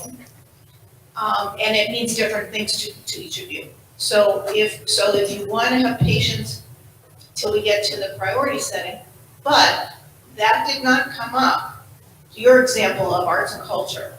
It may come up as a priority, and then we can talk about it. But I can't guarantee every phrase would be. So you tell, how do you feel about this? In terms of parsing, or not, I don't want to be parsing, that sounds kind of negative, but in terms of discussing what each of those phrases mean. Should we keep going and then try to come back to this as we're getting to priorities, or do you want to spend time now? Well, let me ask this, and I don't know if this is what Marie's talking about, but if we put, for example, arts and culture in our statement, does that mean that we are going to prioritize funding above other aspects of the city for arts and culture? Or does that mean that we embrace arts and culture, we embrace safety, we embrace parks, all of those things? So I guess my question is this prioritizing that, or is this a general big picture statement? This is a 30,000-foot big picture statement. Good. And what I would say is that the idea of the vision is that this vision can work for you for years. I mean, not just 5 years, but you're going to grow with it. You want it to help you set priorities, but you can't necessarily do every single thing immediately to fulfill the vision. But, so I would say that it is really important because it is what you want to put forward, what you hope to be, but that this is not listing your priorities. To your question of should we walk through each one and really discuss it, I'd prefer to not do that and move on unless there's any items people have concerns with, because I think a perfect example was if we have different views. Councilman Tizer was worried, well, is that saying we're only connecting strong neighborhoods? That's what we brought up. No, we want all of our neighborhoods to be strong. We brought up Councilman Judy said in the last sentence saying all to be proud of. I feel like we've done that, and I think we can move on unless there's parts people have disagreements or concerns with. Yeah, I mean, I agree. I think the biggest one is cultivating economic vitality. So if we could have some really rich conversations on what that looks like. We absolutely will, I promise you. So then we're going to come back with you, you're going to see the revised vision statement as we just discussed it in the next workshop. And you'll have a chance, as I said, to look at it again, make sure that you love it. But it sounds like we've hit the different marks. I know we're not wordsmithing, but just for notes for later, I don't know that cultivating works with economic vitality the same way it does entrepreneurial spirit. That's all, just for comment. Do you have a suggestion? Okay. So those of you who, we may make a suggestion then, but if you think of one this morning, anytime until 2 o'clock or even after, feel free to let us know. And that's a question then, whether or not the word cultivating is going to stay, or if there's a better verb with economic vitality. Okay. So, and Jack will make a note of that, and we will think about it. Okay, great. So moving on, the mission statement is the current mission statement that you see is to provide our citizens with responsive, high-quality services in a fiscally sound manner to ensure Roswell continues to be a vibrant community. Again, now this is the purpose of the organization. What is your purpose? What do you do? So the mission statement that was proposed, and this is very similar, by the way, Christine, as you noted, there were 84% of the employees that were surveyed thought the mission statement as it was fine. And the executive team just tweaked it a little bit. So as you see, their suggestion is to provide our citizens with responsive, quality services in a fiscally sound manner to ensure Roswell continues to be a vibrant community. So they just flipped things a little bit. You've still got your fiscally sound manner, and you've got responsiveness, you've got a vibrant community. Wait, am I reading this correctly? It looks like to me the only difference is they deleted the word high, Yeah, I think that is, which I actually feel like it is important that we have the mission of high quality services. And I can't remember why, Amy, I think and we've spent very little time talking about this, because we understood that this was gonna be, part of this conversation. But I think the whole high quality thing, we got into a conversation about that metric. we did. What does that metric mean? Yeah, Because high quality in Disney is not high quality. oh, that's right, we did, yes, absolutely. So we struggled with that a little bit. So if your preference is to keep the current mission statement as it was, that's fine. Any other comments before we move on? Let me ask you, just for show of hands then, does everybody feel like the current with the high quality is important and that it should be kept that way? So I have a question. Is services the right word? High quality services? Because to me, that is specifically the city, I'm sorry. I mean, just the word services to me, Turn it on. the word services to me like specifically relates to what is provided by the city of Roswell as a business government entity. Our stormwater services, our public safety, that sort of thing. But should it be leadership and services or something like that that's a little more all-encompassing to include a strategic direction and, support for the mission? Okay, so we have a suggestion for leadership and services. I'm gonna answer your question about quality or high quality. I think the issue there is likely cost benefit, right? There might be some places where quality is good. There might be some places you want more. So that's why I think the word quality without high next to it is probably okay. Okay. We heard one for high, one for, go ahead, And please. so two comments. One, I somewhat agree with Councilmember Wilsey's comment, but my way of kind of remedying that is instead of it being services, it's just service. Because when I think services, I'm thinking, the same things Councilmember Wilsey mentioned. But then separately, the reason, I think there's always the cost benefit aspect of it, but I feel like that's covered in the fiscally sound manner. At the end of the day, I feel like an important thing is improving customer service. So that's where I'm a strong advocate for our mission should be high quality service in a fiscally sound manner. Okay. Other opinions, other ideas? I'm good. I think we're overthinking it. Yeah. Well, you may be. What we would like, all right, let's do this. We're gonna table this for now. And at lunch, we're going to, put this up and let you, vote on we're gonna vote on three things. And you're looking at, I want to figure it out. We're gonna probably have a high quality versus quality versus services. High quality services, quality services, quality service, high quality service. And then Marie's point of, did you want it to be high quality leadership and service? You'll have to tell us. Yeah, well, let's think about it. I'm not sure exactly what the right word is, but the word that, I just want to talk about direction, leadership, focused. Okay. you know, So maybe, so we'll, Not just basic quality, but services. but Okay. some- Well, and I guess my question is, what kind of leadership are we talking about? I mean, we can't guarantee high quality leadership of electeds. Right. but we can guarantee it high leadership for staff. Right. I mean, I think I would be a little happier if it was service, not services, because when I think of services, I think it's specific. Sam, You All know, right, so responsible. we'll get your opinions during lunch about these different possible issues. Hold on one second. Not to overthink it, but just to throw in a thought that might or might not work. Roswell continues to be an evolving, vibrant community. Because if we're just vibrant, we're not moving forward. An evolving vibrant So community. anyway, just a thought. Okay.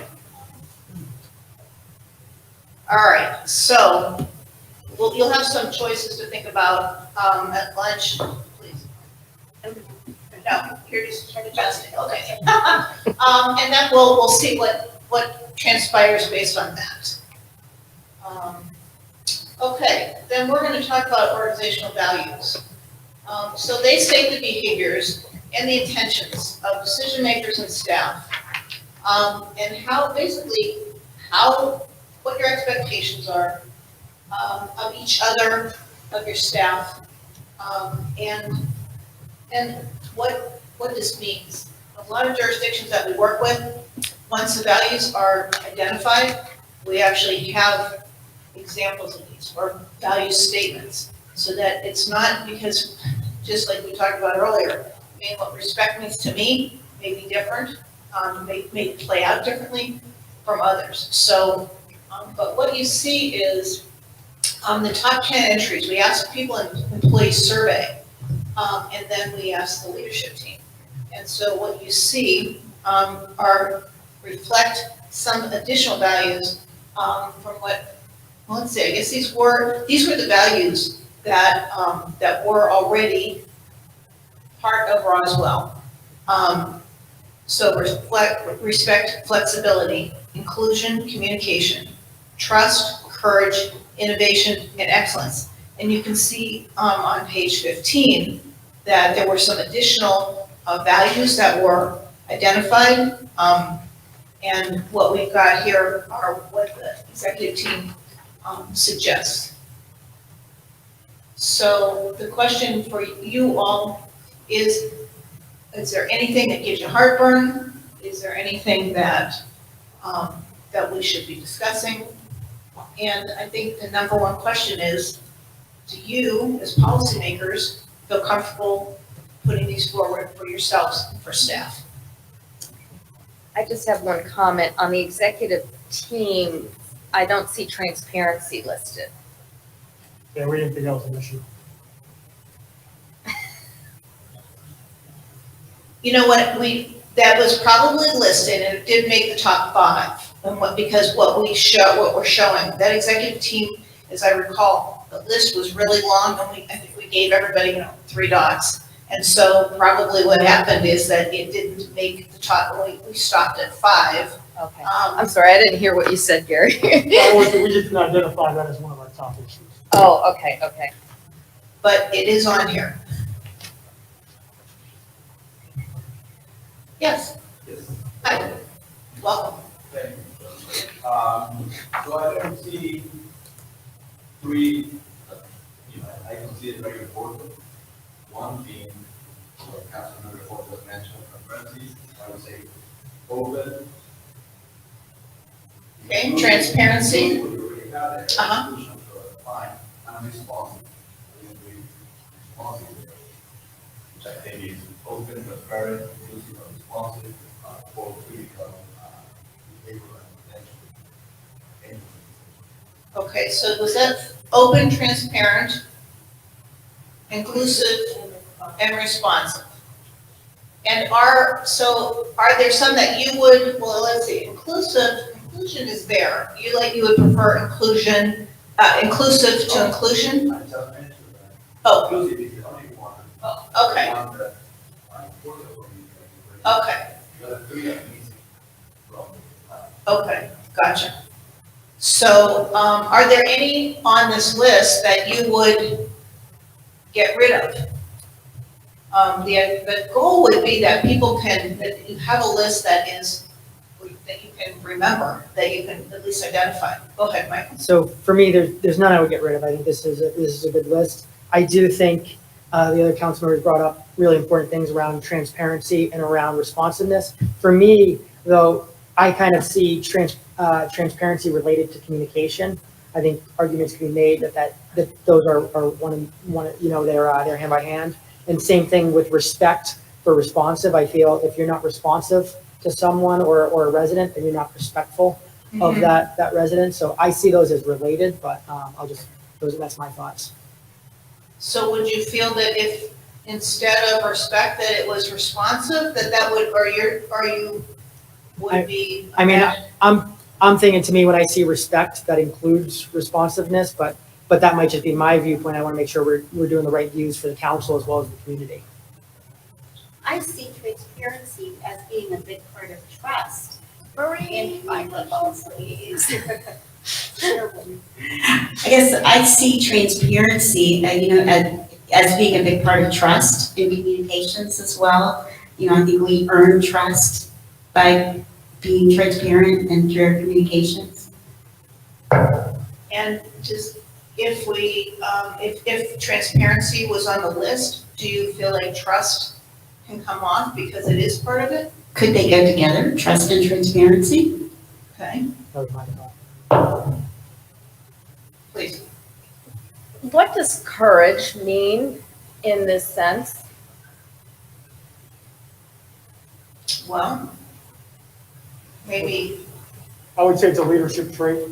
To me, it's a leadership principle, but I think that courage in our sense is, doing the right thing. so courage in answer to that was means doing the right thing.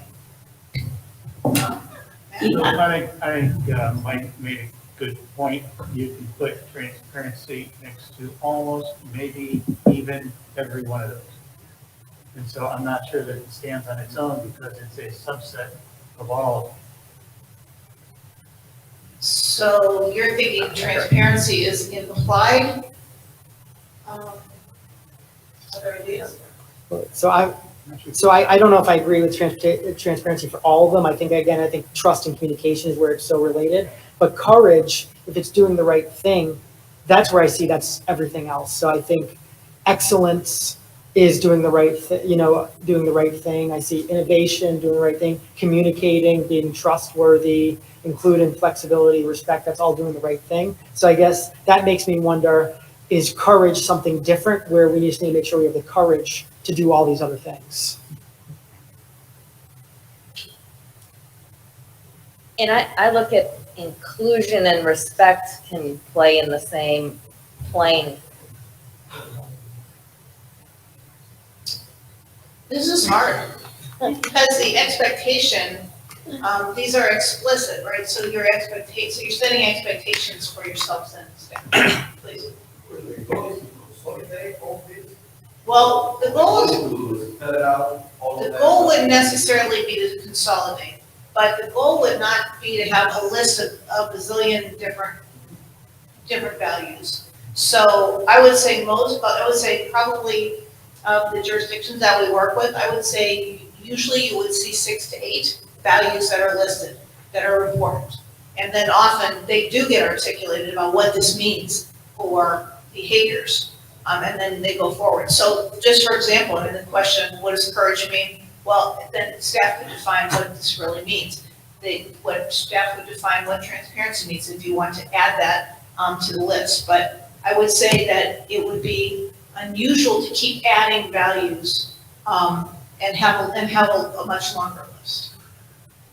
So, Doesn't mean you can't do it though. Just because it's not normally done doesn't mean you can't do it. I don't want to say that. so it's just basically a step in the process. So when we do have our get together with staff, we go through this and define them so we know what we're doing together in moving forward. So that's the goal of this, is to have a set of words that we can then talk with staff so we each know our expectations. Well, yes, and just remember, this is a public document. So this is about what your residents can expect of staff and of you. And what's really important in terms of whatever is most important in terms of values. So I hear what you're saying, but if you go through this this document here, staff had a lot to say. And so I think it's important that for citizens and for staff and for us and for this strategic plan to mean anything and work, we have to define these when we get together with staff. So it's important to have the right words there so everybody's on the same page with what that means. Oh, yeah, Moving yes, I think you're right, yes. What I would hope to do is that we actually have some starting points for this. That we're not, because if we just did a values workshop, we could take a whole day talking about what the values mean. So what I would hope is that when you decide on the values, that we then come back with some examples that staff will provide for our next time to be able to talk about this. Thank you. So that would be ideal. So where are we? What we've got is, we've got these values, and then we've got some additional. And some of these, I've heard from some of you that they might be combined. We've got trust and transparency, maybe that were suggested together. Some were communication, inclusion, respect, openness. So maybe what we'll do is we'll do another, again, over lunch, put all of these on a list and let you do some dot voting and see where that ends up.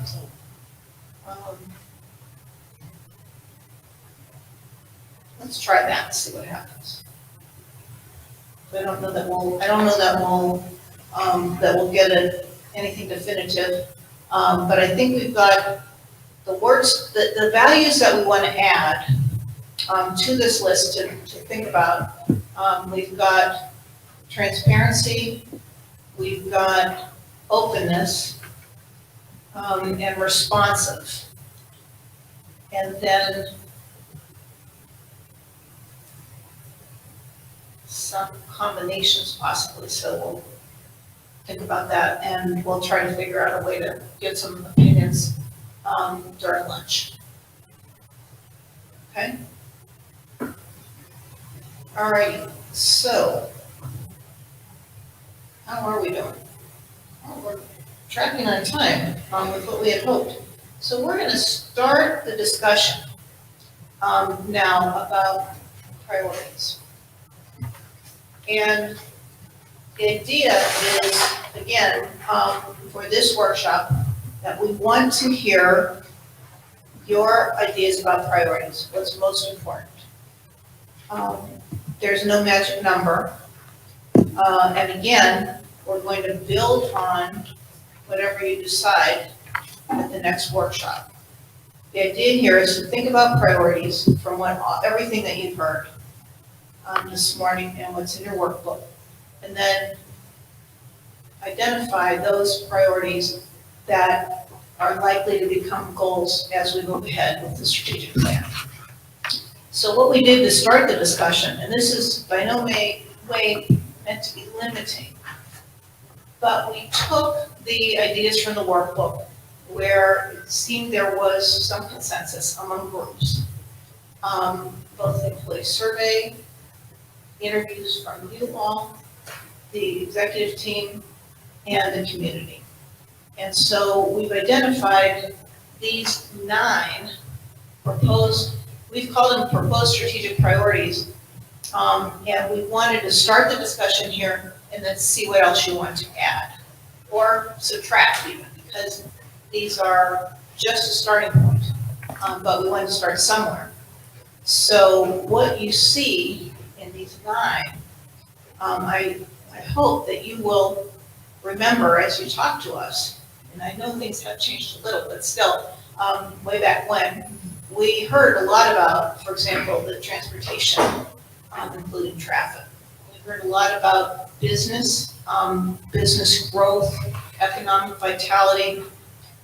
We've heard a lot about communication. Those, we kept it separate at this point. You might want to combine them, but we kept the communication between council and staff loud and clear as an area, as we did with communication with residents. destination, the word destinations come up this morning, and it certainly came up with all of you. And again, I want to emphasize, as Kyle had said, well, all of these have different meanings to different people, so we will need to actually start to get into a discussion on what does it mean. But that was a word, destination was a word that we heard from, I think, everybody. Kind of goes some of these go hand in hand with each other, by the way. There's no reason that you cannot propose finding them or changing words, but encourage investment and revitalization. We've heard balance the tax base to maintain financial stability, establish capital priorities, and develop affordable housing. So those are really our starting points. And I think it would be helpful to reflect on these, and then others, and really it's wide open, changing, deciding what to keep, deciding what to change, what words you like, what you don't like, and we'll go from there. But at the end of today, we would like to have a list of priorities that you can feel good about. Doesn't mean all of you have to agree on all of them, because there's room for different ideas. What it would mean is that we'll be starting there at our next workshop to develop goals around those ideas and to talk about what you want to accomplish over 5 years. So with that, let's at least focus on what we've got in front of us and kind of do a, yeah, this makes sense to me, or no, where'd you come up with that, or, whatever you think. And we might have in a workbook have written down some other ideas. So we'll talk about those as well. Please. So to start the conversation, I think all of us. Matt, all those- microphone. I'm sorry. I think all of those are great. I think we all think those are great. But to his point earlier, all those mean different things to every single one of us. Mm-hmm. So, create a destination means something to that's a big deal. Is the destination financially viable? Is it even an option? We can say we want a destination in a certain place, but data and stuff might show it's not possible. And we can say it over and over and over and over again. It's not gonna make it true, but some people may think it's true in their heart of hearts, and I can't change that. Improve communications between council and staff, big one. How do people talk to staff and what's staff's role? What's improved communication between us? I think with these, they're great. I love them, but until we drill down, maybe we take one of them and drill down into it and see where we get, because or we take the ones where we think we can have consensus on and work with those and leave the other ones out. I don't know. I think that's a question for you. How do we start this? Because I think we all look at that and we say. Well, okay, so I would say the first thing that we do is really decide, do these even make sense as what's up here? And then we will start to drill down, because because as you pointed out, what one person thinks may be totally different than another person thinks, because the words are not defined yet. But the question is, do these words even make sense? Do any of these make sense? And then we'll go start to actually parse what it means. So I actually am loving the consensus that I'm seeing here, because I actually agree with pretty much everything Councilman Judy just said. I think the majority of these, perhaps every single person in here would say absolutely. Oh, sorry. So I think the majority of these things, every single person in the room would say, oh, totally agree on. But then my concern is we end up having a strategic plan that has this high level, but in reality, we disagree so strongly on the details. There's never any progress. There's never really marching forward. So I would actually love the opportunity, instead of even trying to narrow it down to 5, if we could even narrow it down to a smaller number where we actually feel we can actually completely agree on a direction. And if that ends up being just one, just two, just three, I think that would be probably more consensus and more working in the same direction than this council's probably ever experienced. And that's no easy task, but that's where I'd like to see you get out of it, instead of just all agreeing on some fluffy high levels that we're not willing to define, or we just disagree with completely. Okay, well, and just to clarify, these are fluffy high levels right now, but we would not stop there. I mean, so the first step is to agree on the fluffy high level. But then, and in the end, you might not agree when you get to, well, what does this mean? Because that really is that is the crux of it all. What does it mean? And what then can you agree on that you want for the detail? So you're right, and we will get there, but we gotta start somewhere. So the idea is that today we start to get into what these mean, and then in the next workshop, we work to really get into the definitions. And so if you say, yeah, okay, well, we agree, improve transportation, including traffic, okay, is a priority area, then at that point where we say, okay, now what does this mean? What literally do you want to see happen? What can council or staff affect so that we don't have a pie in the sky that nobody can get to, but that you've agreed on? These are 3 strategies that over the next 5 years we're going to work on. And it may be, I know 400 and Holcomb Bridge is, that's a traffic issue, that's an economic vitality issue, but whatever it is, and it's just an example, so don't hold me to that.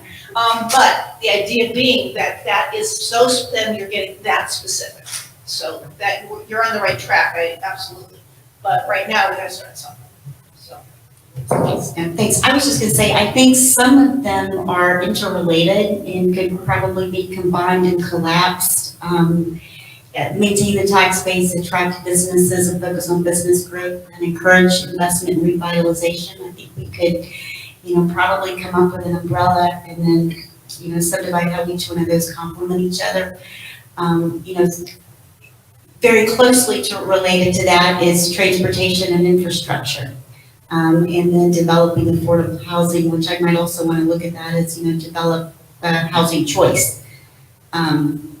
So I think that's one way to look at it, and some others are, improved communications could also be collapsed, I think, and we'll build upon each other. I think absolutely some of these definitely could be collapsed, and that's another area where I want to hear from you. Well, and I've got a question, because when we're talking about developing affordable housing, number one, we need to define affordable housing so that we're all talking about the same thing. And I might be thinking workforce housing, someone else might be thinking along the lines of housing authority, but then also develop it. So does that mean that we as a council are going to commit funding for the city to develop this affordable housing? Or are we going to encourage affordable housing choices through the development community? So I don't want to put this as a strategic priority if the implication is the city is going to designate funding for that. Gotcha. Okay. Fair enough. So that's what I think is, let's see, somebody else over here have a comment about before we move on. Then let's do this. Just one last sentence is, again, when I hear so much of just wanting to combine things, have the big umbrellas, I really am just concerned. We have such disagreements and different philosophies on so many items that, as you pointed out, when we dig into it, there's gonna be so much disagreement. I really would love if we really could just narrow down, let's just find, if we can find 1 or 2 where we truly believe we'll actually be able to work together and find some solutions, that'd be, I think, great progress and more than we've seen in a long time. So just something for this council to consider. Okay, so we gotta start somewhere. So I don't want to put you on the spot, except your point of let's find 1 or 2. Let's find 1. Let's talk about 1 that we want to just delve into a little bit right now and start to see what it means. And the question is really what does whatever one you want to start with, what does it mean? I would just suggest that one that we might start with is improved transportation and including traffic. I think that's one where this council has actually shown a lot of courage over the last couple of years and then working together. just initially, one thing I'd like to discuss is how can we improve transportation while maintaining that authenticity and sense of place that, our residents want to see and maintain. How can we make that a strategic priority as we move forward with some of the transportation projects that we have identified and are moving forward on?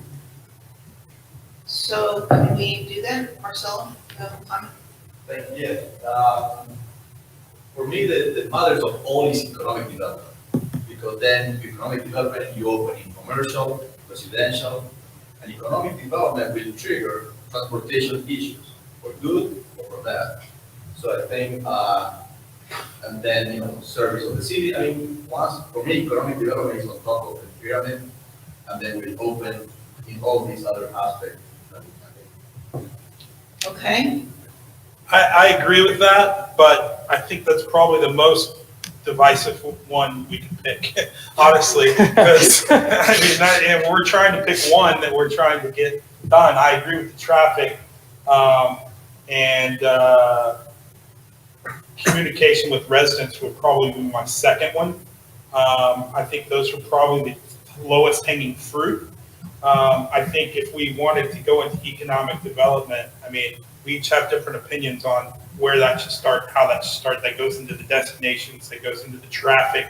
We just had an example of it the other night in council. So it took 2.5 hours. So, I think if we're going to pick the low hanging fruit, like Mike said, those are my two: traffic or transportation and communication with residents. I do agree that's the most important one, the economic development and this, that, and the other. But I also think that's the most, we're not going to get it.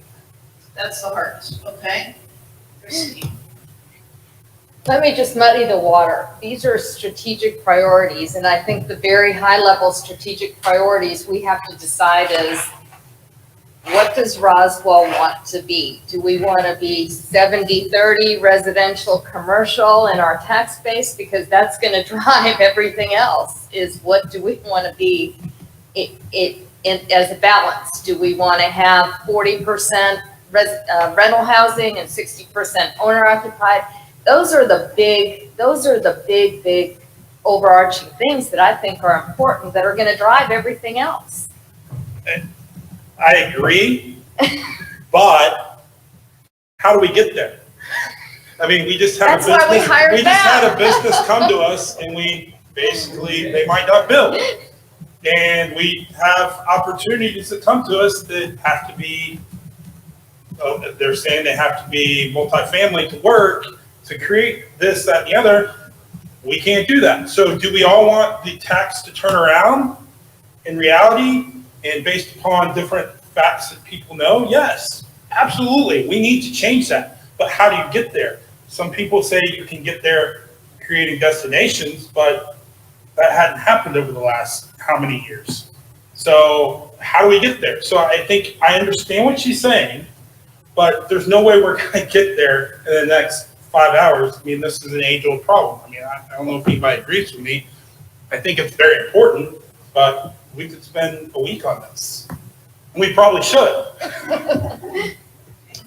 But so I agree with the high level of Councilmember Hall, and the reason being, so Councilman Judy brought up some real challenges that we've had. Sounds like we disagree very much on what caused those issues and what caused the inability to do this. But I think that's an important discussion we need to be having, because instead of just assuming that everything's happened just has been purely bad luck or the way that we're situated, I think that's not the case. I think if we look at other cities that have been doing some things well, I think it helps us kind of define some strategy on how we get there. I think that takes courage. I think that takes compromise. I think that takes a lot of hours of working, but I think that's important for the direction I feel our residents want us to be going in. So let me ask you, Marcelo, you're next. So, when people, what do you want to know first? Good news or bad news? I would say bad news. I want to work on the bad news first, because the good news doesn't happen. But telling people, when you want to start, the harder game or the easy game? Because I go for the harder game, because if I can win the harder game, then the easy will take me to champion of the league. So, I think we are hiring you and your team, so we better use your knowledge, expertise, and taxpayers' money to resolve the toughest issue that we have in this room. That is my approach. So your suggestion is to go with, you want to spend time talking about economic development. I'm assuming based on what you said before, that, You all agree it's the toughest Okay. issue here in this room, and I'd like to always backwards, forward first. so when you say tackle, we're not, Right there on the board.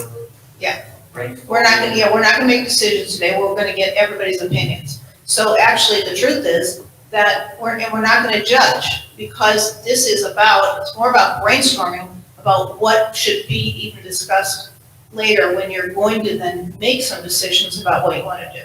So what I hear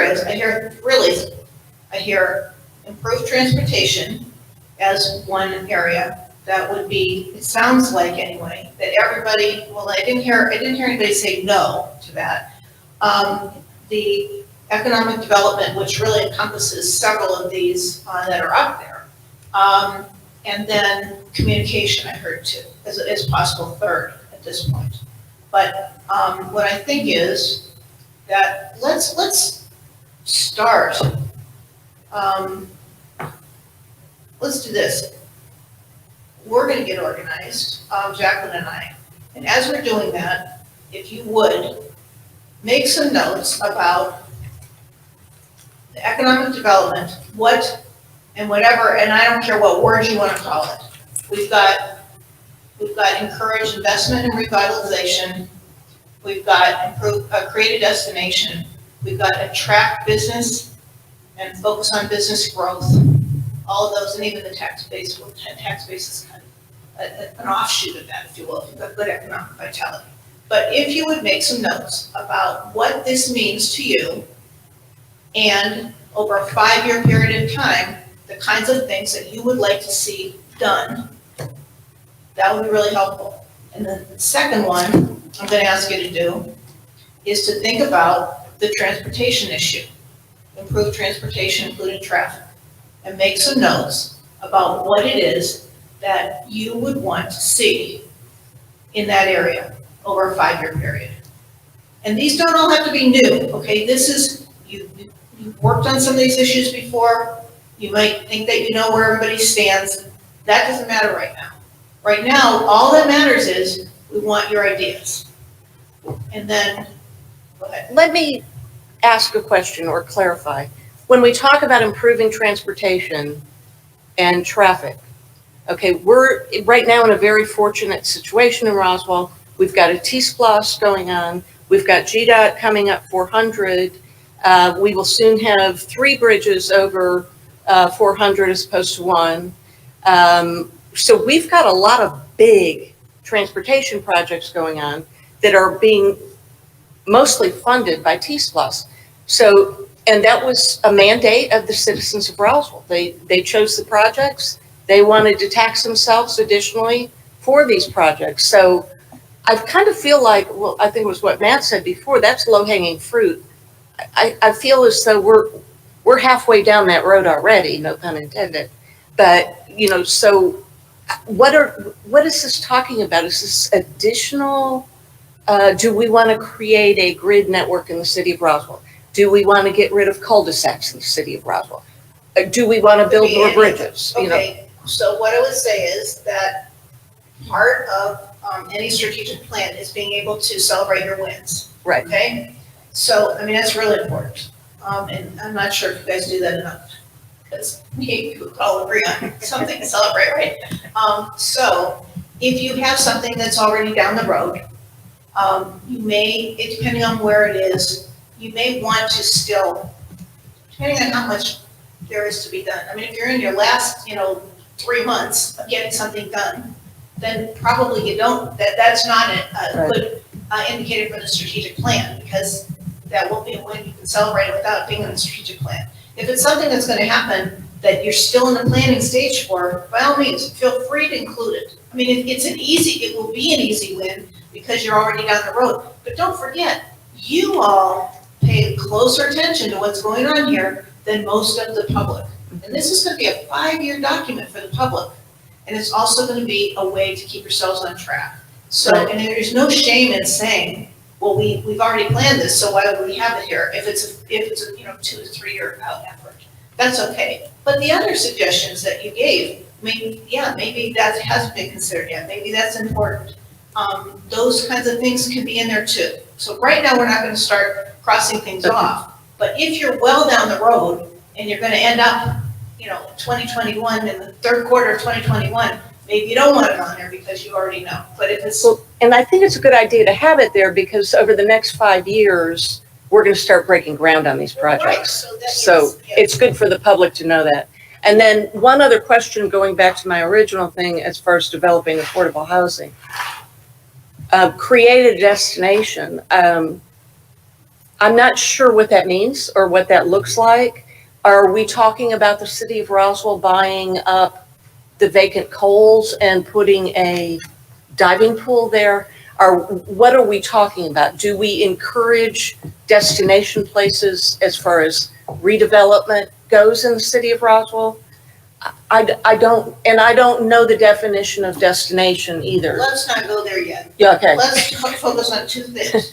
Well, unless it's part of your economic development plan that you wanna, if you wanna write in, as you're thinking about this, that something be very specific, you cannot say as part of an economic vitality, priority, create a destination unless you're very specific about that, okay? Right. So let's agree with that. So if you have a destination, some type of a destination, like you just mentioned, in mind, and that's part of what you believe economic vitality would be, then that's okay. But right now, we just want the ideas that you've got, no judgment. So this goes back to what Christine was saying earlier. Is this based in reality or this wish? It's a 5-year plan. Right this moment, you can have your wishes. It doesn't matter. Right now, we only are trying to get some, maybe 3 of you, well, I know 3 of you would have things. Maybe there's more of you that have the same ideas. Right now, all we want to do is get the ideas on the table to even imagine what it is that we are going to define in those 2 areas. Because I think to Michael's point, we just want to see, take a temperature of the reading, the big concept, you say, yeah, okay, we're all on the same page. The big concept, when we get to the details, we're not. So we need to talk about what those are and where there is some commonality. So for economic development, just giving an idea that we have and see if there's kind of just, okay, so basically here's what I would like to do. We're gonna start a whole new sheet, if you would, Jacqueline, because we're gonna have one sheet for economic vitality, and then we're gonna exhaust that. And literally, I want here's what I want. One idea per person. We're gonna start with you and we're gonna go around. And if you have 10 of them, that's fine. You can give me the second one when we're just gonna go round robin so that we hear everybody's ideas. No judgment, no comment, except if it's not defined and somebody can say, what does that mean? Fine. Okay. So, And keep in mind, for my definition of economic vitality, I was kind of combining 3 of those items. That's fine. Okay? Yeah. And so with it, I had a 3-step process. Not sure if you just want the first step of it, but the first step of it is I feel this council needs to have a work session like this where we actually discuss the types of businesses we want to recruit. For it to be in reality, I feel that needs to be as long of a list as possible. But at the same time, the problem is this city has never done that. And so therefore, what is a big economic development win? Is it a new apartment building coming to Roswell? Is it a nail salon or a tattoo parlor opening up in Roswell? There's never been that definition. And so therefore, when those things occur, some are arguing it's a win, some are arguing that it isn't. I think we as a council need to really walk through, here's a long, long list of types of businesses we want to focus on recruiting. So that's step 1. okay, perfect, thank you. Right, you've got enough. Yeah. Say what, that's your own. I think economic vitality to me would be a mix of neighborhood nodes and community-friendly businesses in certain areas, along Holcomb Bridge and around the city, as well as concentrating on redeveloping some areas that need it, such as around 400, where we have an opportunity to take advantage of that resource, the transportation resource there. Jacqueline, did you get that? Got it. Okay. For me, going along those same lines, I think it's, we talk about office space and our office space has changed with the pandemic. And actually, the city of Roswell is in a better position now with the type of office we have, whether it's the office condo market or the B and C class office, because they're generally under 3 stories.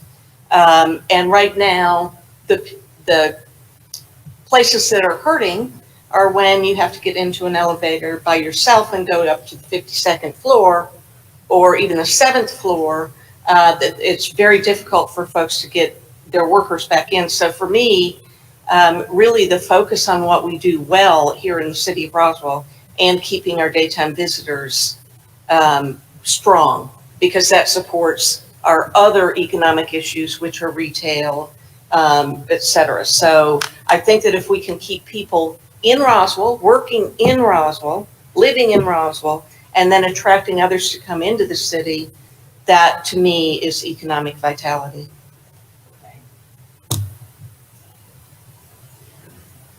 Alrighty. From last. I'll pass on the floor to the council. All right, so, to me, government doesn't control business. Okay? And I think the missing piece for us in Roswell, and you could put that potentially up in one of those boxes, is we need to listen to business to determine what business wants to do before we figure out what we want to do.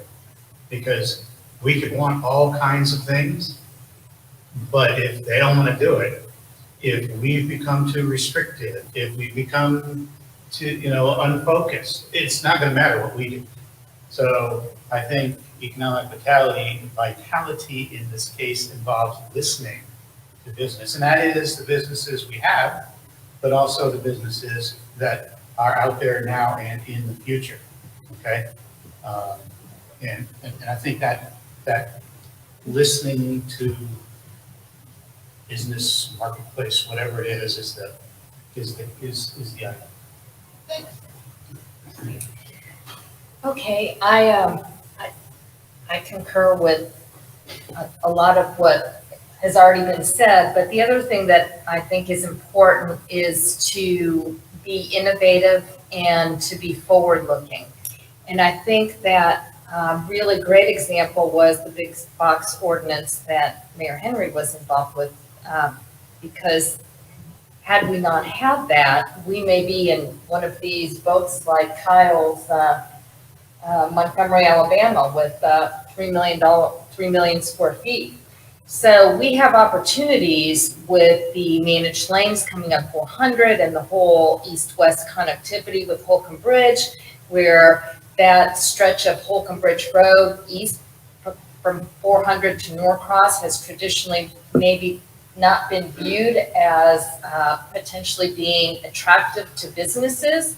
But now with all of this that's happening, we should be forward-looking and identifying opportunities in the future, not just looking at today. So, I would start first, you have short-term, mid-term, long-term, but with every business plan you create for any business, you have 1 year, 3 years, 5 years. Obviously, it's something that in 5 years you cannot accomplish today because you don't have the financial resources or you don't have the human resources. But you have to have a goal. I want to get there. So in this case, yes, maybe, the definition of risk cannot be created today. Otherwise, why? We have the human resources to get it done. We have the financial resources to get it done. We have the creativity to get it done. But doesn't mean that it cannot get done. This is my, I'm sure that. We want to hear about the future because it is a 5-year plan. So yes, so long term is fine. A lot of people say we cannot go to the moon. 1968, we get it done. So, my message is not Don't get stuck on what you see today, what you have today. Think where you want to go and what do you need to go there, which is the most important. So, and then understand what you have today in terms of development, residential and commercial, and recreational, let's call it also recreational for the community. So, and listening to the community, and our job is listen to the community and bring forward and figure out how to do it, how to get it done.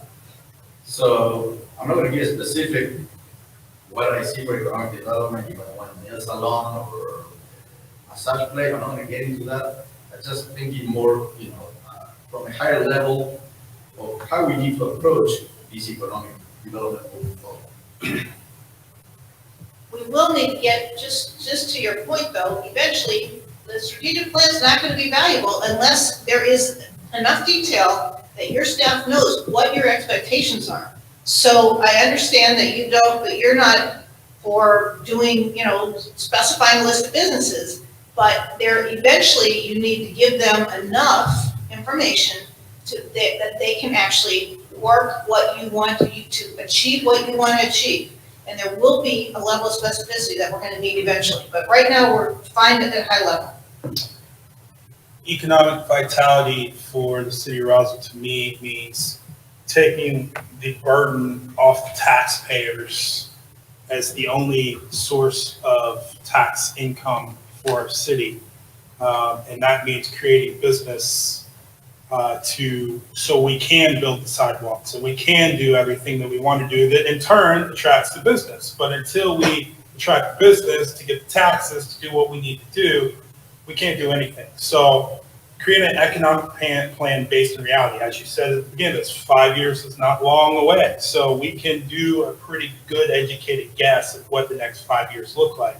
But it's got to be based in reality. What's the market saying? What's doable? What's not doable? We can wish all we want, but we got to do it in reality.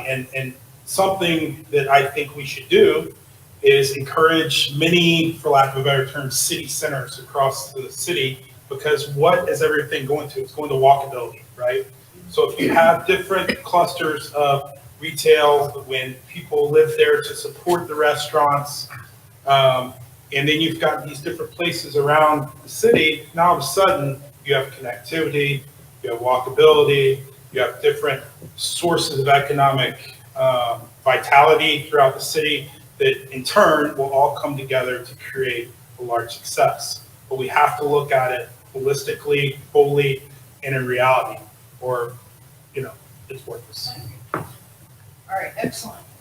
We're on to item number 2 for you. Yes, my step 2 is, again, it's step 1, meaning to actually define the businesses, which really means industries, because the problem is, when I get into step 2, what I want to make very clear on my thought process is, we need to do a lot of listening, but we can't just do it for anything. If we want to just do a lot of listening and an apartment developer tells us we need to change this and that will be good for their business, or a pawn shop says we've got to change this, I don't think that's what the majority of Roswell residents want, nor do I feel that supports the economic vitality that we're looking for. So I feel, based on the long list of types of businesses, really types of industries that we want to focus on recruiting, I think we need to develop a plan to really hear from them, learn from them, see what we need to do, see what we can change, and with all that, really come up with a value proposition to show, to be able to show that this type of business, this type of industry can be successful in Roswell, because we have so much going for it. So that's my step 2 of my 3-step process. Okay, so I'm starting to hear at least some consensus about some of this, which is helpful. I think one of the first things we need to do is to think about strategically how Roswell fits within the region and how we can differentiate ourselves from the other cities. Roswell really grew a lot in the 80s, 90s, and early as a veteran community for Atlanta. So as a residential community, we've grown up in a much different way than some other cities, Alpharetta and South Forsyth. So how do we capitalize on that? What needs have we left open? How can we fulfill the needs and how can we find economic development vitality within the residential aspects of it and build on that? I think that's one of the things that we need to take a look at develop a plan going forward. Jacqueline, if I have to slow down, tell me, okay? Well, going back to what I was saying before, I mean, we do have a market here in Roswell that's very strong. Our office space in Roswell is over 98% capacity. So what that is telling me is that we've got a market here in the city of Roswell. Now, and we've got a lot of folks that are trying to move home-based businesses out and into smaller office spaces, shared workspaces.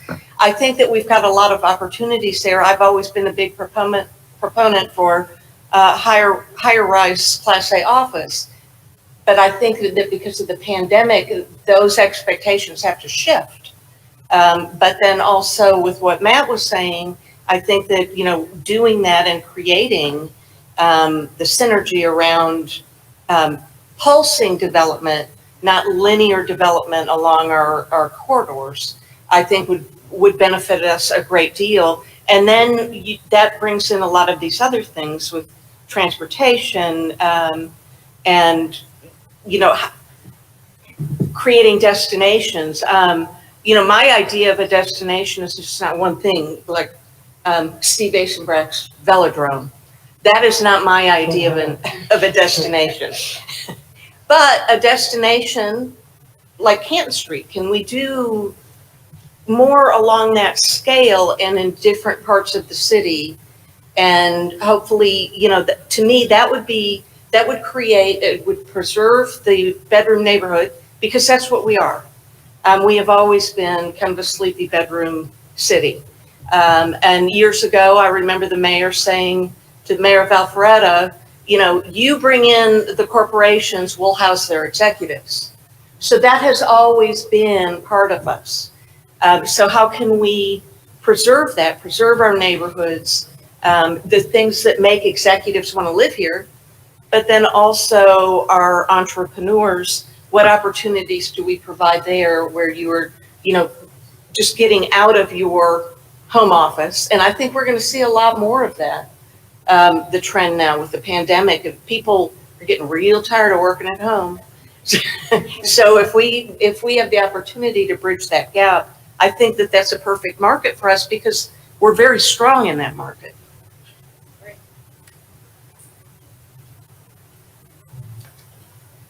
Yeah, do you have another one? I'll pass them around, please. So this one falls under economic, and I think it falls under economic vitality. But one of the things that I thought was very interesting in that Roswell, out of all of the cities that we were compared to, spends the smallest or least amount of money on the residents or on resident improvements. And maybe you can speak to that a little bit later on how that was measured. And I guess that part of the economic vitality piece is, as we increase our revenues, we will be able to, in turn, return that to our residents. So whether those are two things, increasing revenues or figuring out how to be more efficient from a city standpoint, so that we can be more on par with how much we're spending on our residents. Christine, just clarifying, what was it, was that in the environmental scan that you're wondering? Yes, not in the environmental scan, but in some of the analysis. I'm not sure if it was. Yeah, it's in the environmental scan. Is it in the environmental scan? Yeah. All right, we'll have an answer. Gary will help us get an answer about that, but I wanted to make sure that we're able to address it when there was. Page 15. What page? 15 Thank you. in the environmental scan. Oh, 15 is the environmental scan. Yes. That's at the end there. Great. Yes. Yeah, I know, you're painting a big picture, really big picture. I'll put it really, and then I'm going to even move in for this. I mean, I don't have time. This is my place to discuss the resources needed to get there. Because once we know where we want to go, we need to know which resources we need. human and financial, and incentives you need to get there. So, so going down, say, like the mayor said, office, innovative office space there. We had a lot of people in Roswell working from home, and people who work from home, like myself, I need to go out sometimes, have a meeting, to have a space that I can think about, and quiet, and then less distraction, or interact with other service providers like lawyers, accountants, or people like-minded to bounce ideas, etc. So I think innovative office is an option. In attracting innovative industries, identify which is the industry of the future and which possibilities have to bring a piece of that. I hope everything, at least a piece of that to Roswell. An innovative retail concept. Now retail is reinventing themselves. So when you have the river moving, it creates opportunity. So instead of saying, oh my God, the retail is dead. No, okay, wait a minute, where retail is going forward, and let's jump in there and attract this retail innovative concept to Roswell. And then the innovative entertainment places. Also, this might reshape the way we entertain ourselves or where we go for entertainment. And that also creates opportunities. If I see this instead of a problem that things will change, okay, wait a minute, what opportunity moving forward? So that is what I would suggest to follow the development. And the next step is, okay, what resources do we need to do? None of us has expertise to identify and aggressively go there to attract this kind of businesses and industries that I described. All right, great, thank you. So I'm gonna end with Matt, and I'm gonna take a break for lunch. And, let's go ahead and first, your idea. So I think that a big part of this is education of what we need more education so the citizens understand what we're trying to do with economic vitality post-strategic plan. So when we go through this, they understand, well, here's what the market's saying, here's our opportunities, here's why this won't work, here's why this will work, and have probably better, I don't know if there's many economic summits in different areas of the city, but I think if we're able to explain better the reality of the economic world and when it comes to what we're trying to do, and basically we get a lot of different information that citizens don't get when we're trying to look at different decisions we're going to make as a council. And filling them in to the best of our ability helps them understand and then helps them support business and give ideas on how to make that better based in reality. And so for me, I think education moving forward is going to be a big part of us becoming economically well, because that way the community then buys in versus saying, oh, we don't want that. And I think, so that's very important. So you're talking about educating the community about decisions that council's made and the reasons why. Okay. So, so this is good. I hope you feel energized because I'm hearing some consensus about things. I'm hearing things that are being raised that are different. I don't know, I didn't hear anybody that said, well, like that idea. But we're at least we're drilling down onto what this might look like as a potential goal area. So I think it's really good. I'm imagining that there's still probably more maybe that people want to bring up, and we can do that after lunch. We will do something similar for the transportation issue. And I also think, I didn't hear any opposition to talking about the communication and maybe just communication in general. We can have subcategories there of council and public, but these do have overlaps, and it doesn't matter right now. We don't have to worry about the overlaps. But I'm thinking that we might be able to go to that level before we break at 2 o'clock today. But we have a couple things that we were leaving on the table for when you're done with lunch. And we're going to have some thoughts and some ways to express your opinions about that when you come back.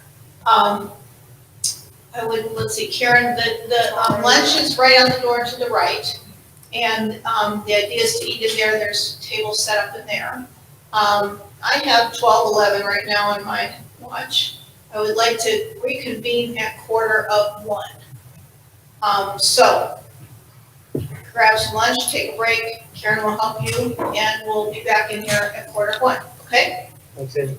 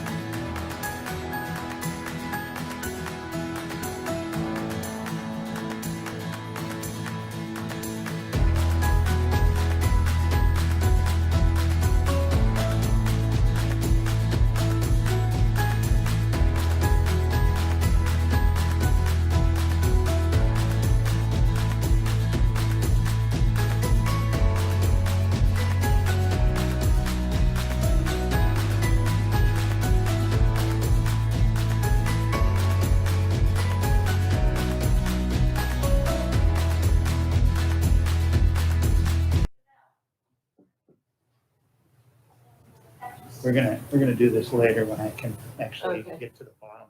Oh, The bottom too. See, right now, your date's gonna appear, that's a complication. Your date appears uh-huh, up on the corner, so what I need to do is be able to set this one in the bottom, uh-huh, which is where that's gonna appear. okay, So we gotta get that bottom one to open up, and then okay, we'll spin that to get it in there. okay, so let me ask you another question. So I don't have, this isn't one that operates independently from my phone? Yeah. So, They both at the same time. okay, so if I, here's my phone.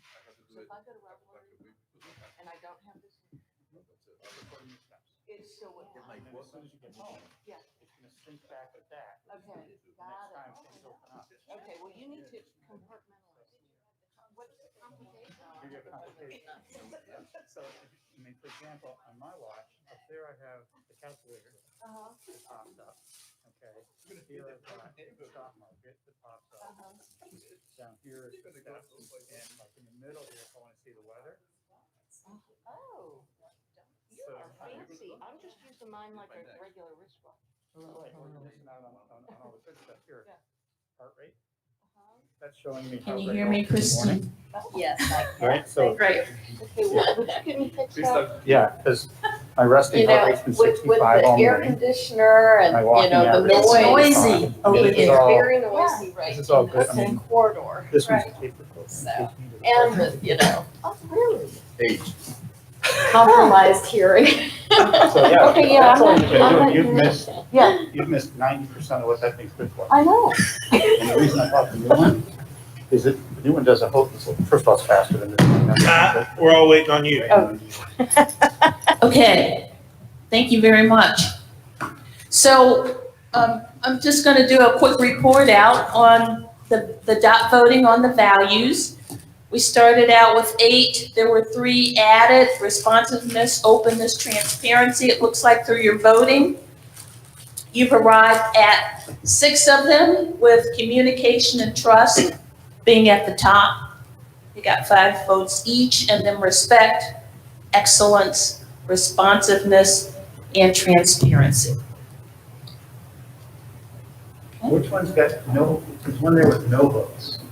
One there with no votes. That's flexibility. Which one? Flexibility. Okay, so then your mission statement from that discussion. So there were some comments to the existing, you all started out the conversation saying the existing mission statement is pretty good. And then there was a comment to add leadership and add evolving. So the statement would read, to provide our citizens with responsive, high-quality leadership and service in a fiscally sound manner to ensure Roswell continues to be an evolving and vibrant community. Leadership got no vote, so it's coming out.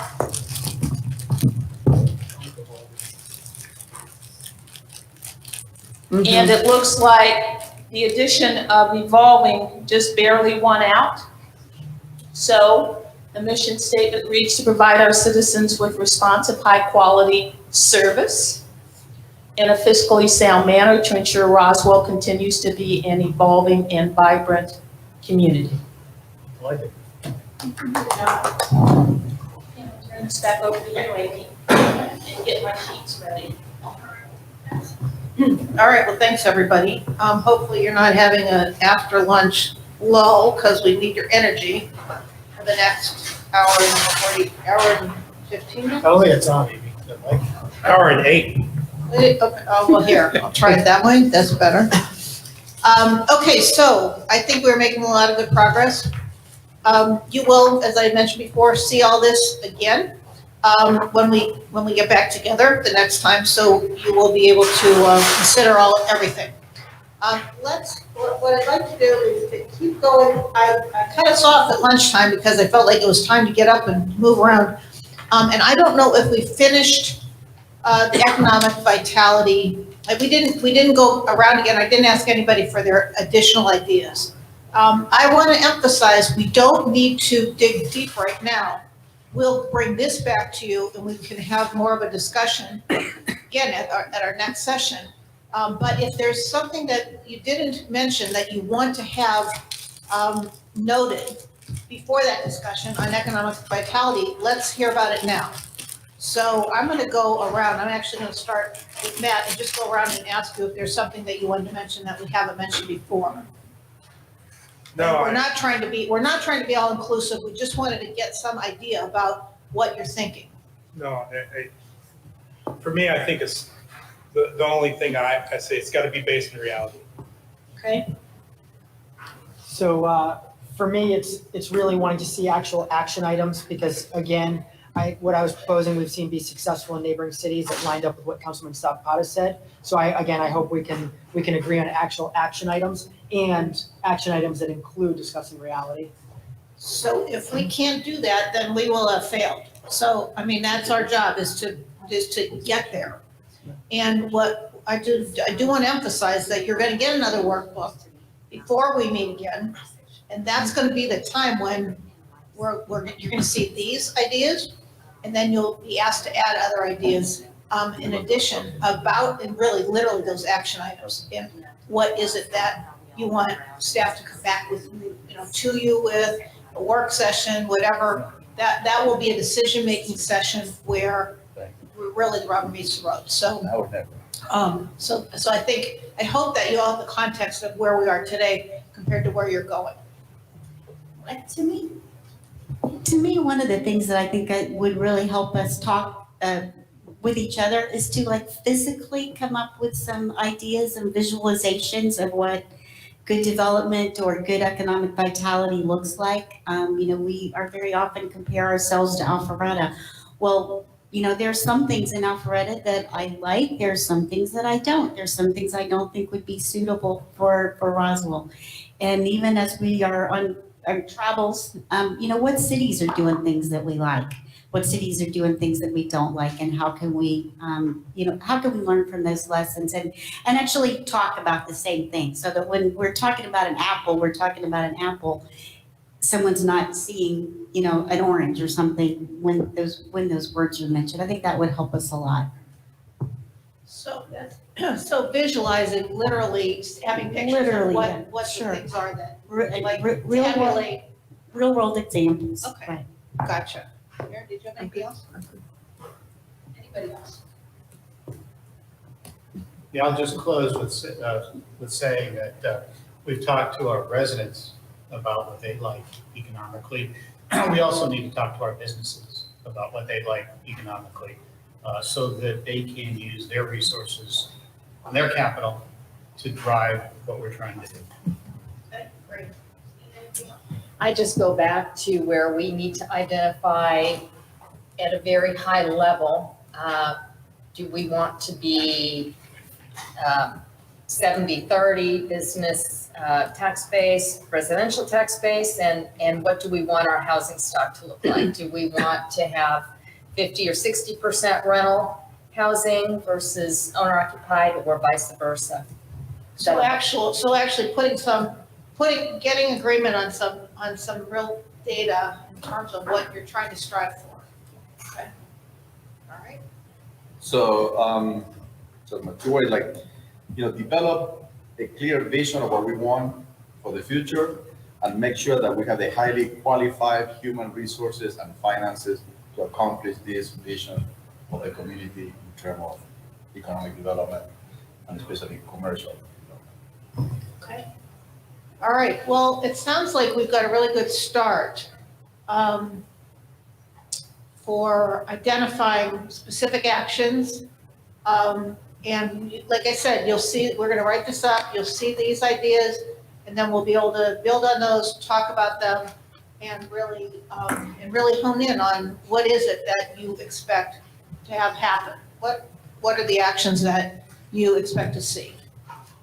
So the suggestion was made that at least at the beginning, that improved transportation, including traffic, was another area that you may be able to agree on. So I think it would be helpful, and I think some of you already jotted down ideas. I think we'll go in the reverse order. And again, same rule, if you will. Let's let's hear what it is that you would consider, would like to have considered, as we think about a priority of improving transportation, including traffic. And I know, as we talked about before, there are some things in the works. And so if what's in the works is important to list here, again, no judgment, no nothing, we'll get to the judging part next time. I should say the decision-making part, not necessarily judging, but you'll make decisions eventually. But if there's something that is in the works that you want to mention, I would say it's totally up to you. I would imagine that if it's going to be done in the next 6 months or so, that maybe it shouldn't go on here, but that's up to you. And we're going to make that list, and then we'll be able to at least have a starting point. So. Now we start with Z. Z. Like in a school, sometimes the teacher will start with the A, and then sometimes we start with the Z. All right, we I have was a either Z. the first or the last. So I remind the school. Okay. So, no, you're the teacher, so you decide. So, in terms of transportation, couple of things. Improve and develop the nodes in the city, to identify the nodes, improve them, and if they not develop the nodes. Okay, And then wait, the one other- a person, one each, that's one. Well, that's actually, so it's improve and develop the nodes. Well, I guess it's first identify the nodes and then improve and develop So them. only one? Yeah, one, I'm gonna come back. Okay. But if you If not, say we start all with of the others. yours, then everybody else could be like, well, I don't have anything now. We No, I said- have two.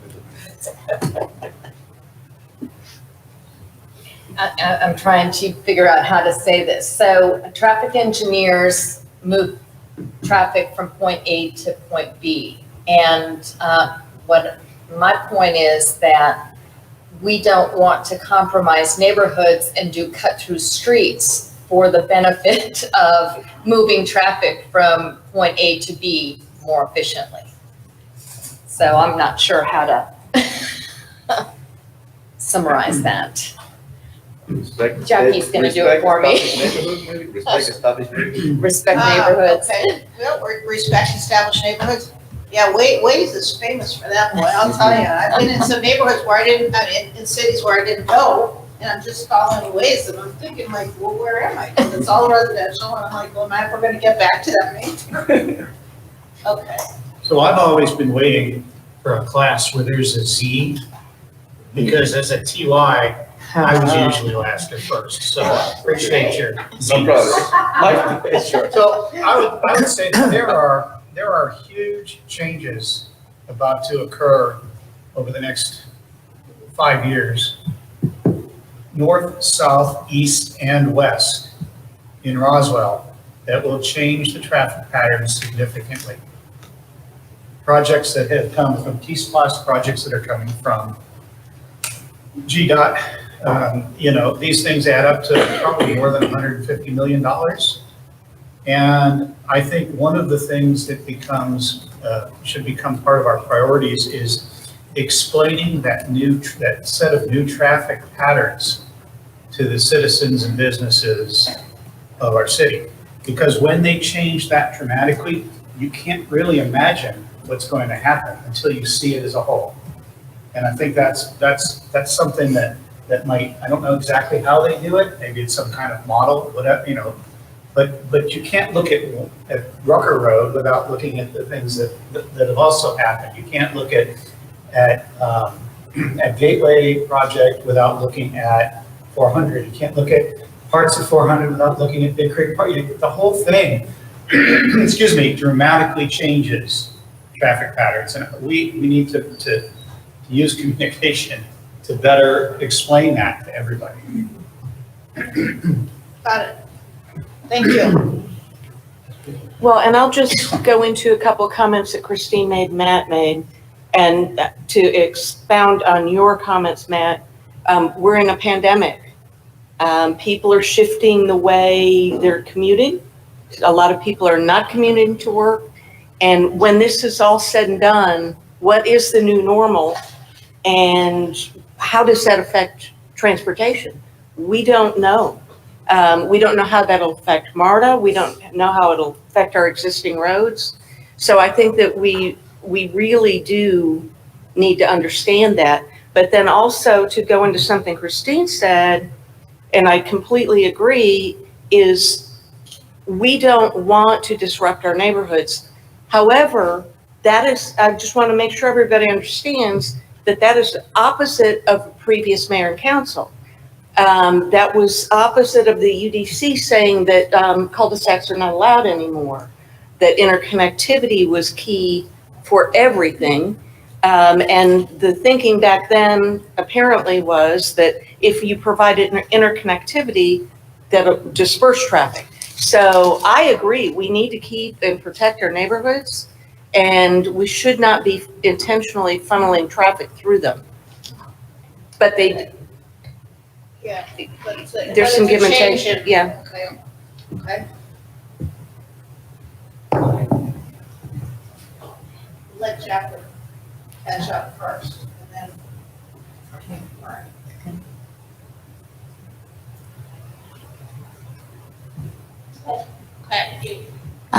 I agree with understanding the regional infrastructure and the regional network and protecting our neighborhoods.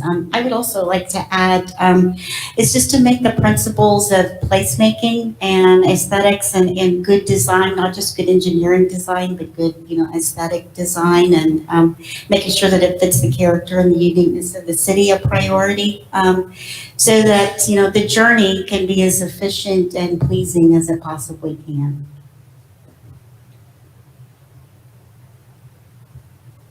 Does that end up coming down to the you all as a city? Or is that, if it's a state road, is that something that GDOT ends up with, or control, do you have control? We have some insight or some input into that. We can also provide additional, in some cases, we would provide additional funding to help, to help achieve the design. Exactly, right.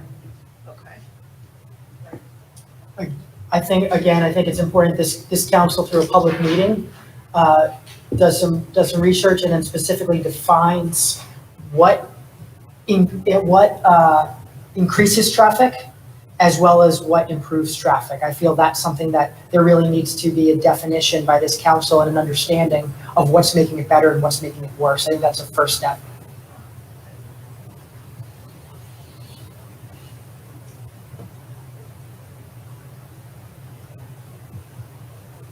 Sure is interesting when you think about right now, with what the effects of the pandemic are and what's gonna happen after that. It makes it a little bit hard to see the future, because things have changed so much. Some people, it makes you wonder if the switch is gonna be flipped and it's just gonna go back to what it was, or if, Can I just add something to that? I don't know if council's aware. Right now, we are experiencing, the cars on the road are 90% of what they were before. So when you all travel, it sure doesn't look like 90%, but that's just because it's being dispersed and it's not peak hours. So how does that change things? So think about it that way too. I think it's important to know that 90% of the cars are back on the road. That's fascinating. Completely different patterns. To that point, I think that we need to weigh and incentivize what I was saying earlier about the different city centers around to create more walkable areas to get to restaurants, et cetera. And that probably will go with a whole big picture of redoing UDC and the strategic plan and all these different things, but making a pedestrian's access to restaurants, grocery stores, et cetera, easier, along with the development of these different nodes, will take traffic off the road and play into the new reality of people working at home and maybe not having to get the cars. So I think keeping an eye on that trend is very important when it comes to transportation. All right, now we're back to Z. Get another chance. Back to Z. Promote electric charging stations. And does the city have some now? Just out of curiosity? We have some. Yeah, we have a city hall. Yeah. A few. And, Just at City Hall. Well, that's not, it's amazing how, when you go to different places, how many electric cars there are and how many charging stations there are. And so some cities have this. They have a citizen transportation group that provides input to transportation at the city. So you're suggesting that you form that kind of a group? That's an idea. Great. I'm assuming there's something you want to add. Hello. I'm good.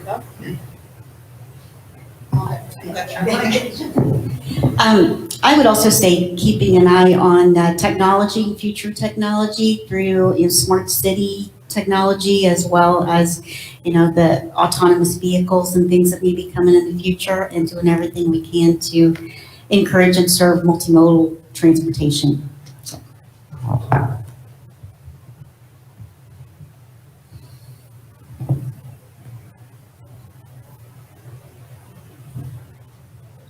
I do. It sounds like a no-brainer, but I don't think we've been doing it.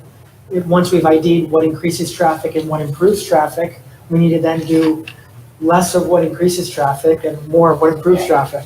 Act on what your research is showing you. Yes. Okay. Well, it's not a no-brainer, it does follow, you're right, it's logical,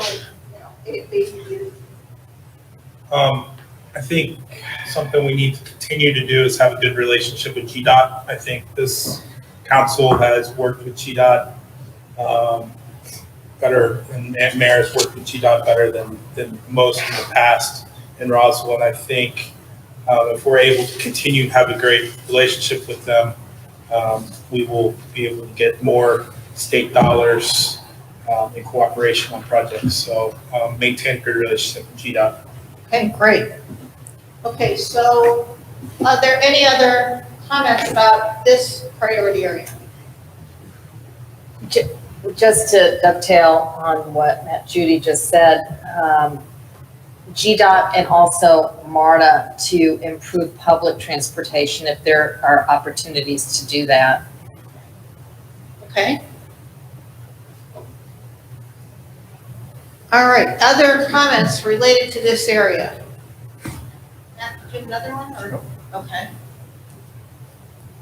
Gary, anything? Oh, man. Okay. So nobody did, right, at this go-round, I didn't hear anything about T-Splots, but I'm assuming, and that's because you already have the mechanism and it's already moving ahead. It's expiring next year. Okay, it's expiring next year and there won't be, you're not going for renewal? or We're is in that- discussions now Okay. with MARTA as well as Fulton County and GDOT. All of the mayors have been getting together to discuss that. And however, and I don't want to speak for the other mayors, there has been some consensus that right now, because MARTA is really isn't running and we don't know what's going to happen there, but MARTA wants us to go out for another T-Splost and include MARTA as a portion of our project lists.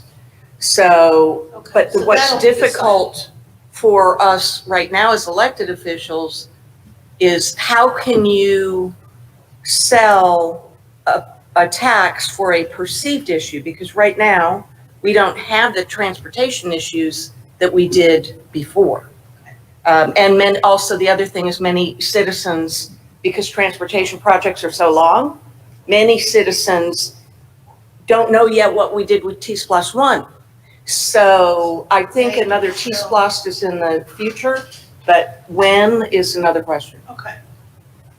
Yeah, so that's not on your plate right now, and it will be decided, by yourselves as well as many others. Yes.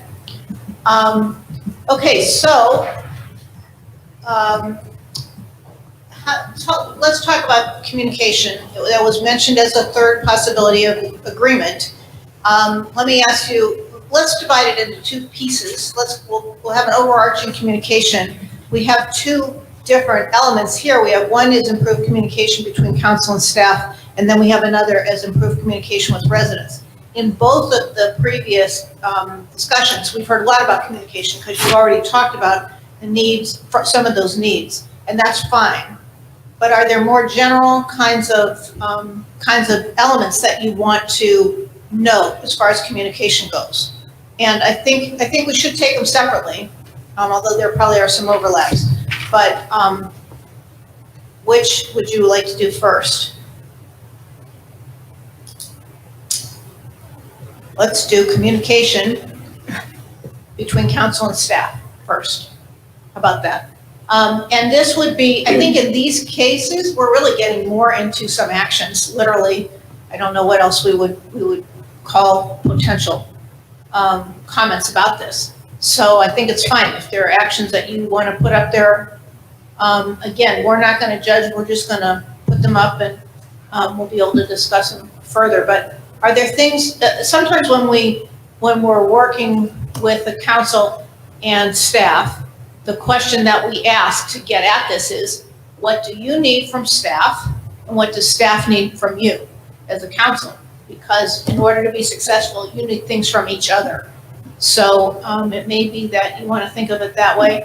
But regardless, what are some of the things that you think would help improve communication?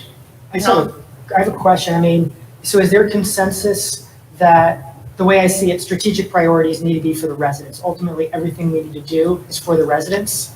And just, I guess what I'm wondering is, of everything up there, are we saying that this is the number 3 most impactful strategic priority that's gonna benefit and impact residents? And I guess that's just a question. I would not say that. I would not say that right now, but since I think it was mentioned as the potential for having agreement that you wanted to work on these things. It may be that in the end it falls off as a strategic priority because it's so it's really embedded. Actually, the truth is, I'll tell you the truth. If I was going to try to pick something right now, I wouldn't be picking this because I think most of what you need are in terms of communication is actually embedded in all these other issues that you don't, or that it's not a strategic priority, it's just something that you need to have done. It doesn't hurt to discuss it in this context, but I'm with you on that.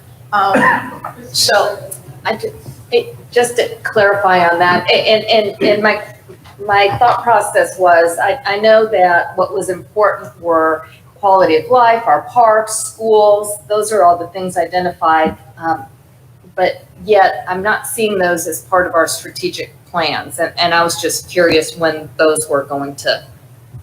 that's up to you. If those are things, well, I don't know I'm not sure what impact you have on schools, but if you want to add those, then absolutely. I mean, remember, when we first started this, we had identified these because they came up before through all of the different elements. The vision has those as really the hope for the future. And yet we didn't hear a lot in terms of specific strategic issues related to arts and culture, for example. But if you want to add something about that, absolutely, we can consider it and put it up there. Anything, just because these were here, those were just a starting point. So if there's something that you want to add, by all means, let's throw it up. And so if there is something in particular, we should go for it. I think that what we've got covered, at least right now, I think we would say we have probably at least, well, transportation, traffic, the business, the economic vitality covered several of those. We haven't really talked about the tax base either so much, unless you consider that the economic vitality is the path to there. Well, what we identified is our median age is 39. We have families moving here because they love our schools and our parks and, you know, the things that go along with that. But we haven't talked about any of that in our strategic initiatives. So is there something that you want to suggest in terms of a priority area then to throw out and to discuss? I think we should consider why families are moving here for our schools and our parks as part of this whole strategic process. I guess I'd like to make that in one of those squares as well. Okay. All right, does anybody have a suggestion for, an ad? All right, let's go with Mike first and then Maureen. Yeah, because I think, ultimately, if we're having a strategic plan, I feel like the focus really should be on strategic priorities that benefit and impact the residents the most. And I think based on Councilmember Hall's comments, I agree. And I guess where I put it is really discussing and strategizing, how do we continue to and enhance Roswell being a premier destination for people to want to move for the exact reason Councilmember Hall mentioned. Okay, so something about, well, let's see, I'm gonna let Maureen go, and then. Thank you. And I guess two parts to that. I think based on, what Christine said and what Mike said, and, my concern about addressing some of the things that are in the mission statement about preserving a history, celebrating arts and culture is maybe a priority we need to add is something along the lines of enhancing and preserving our quality of life. And I think that would really encompass a lot of those things. Okay.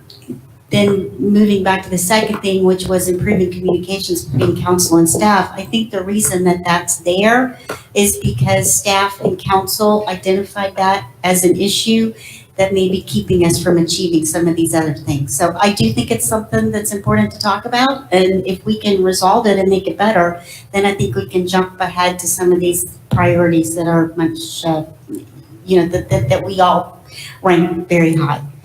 Okay. So we keep communication, we add, quality of life is, goal or strategy, priority.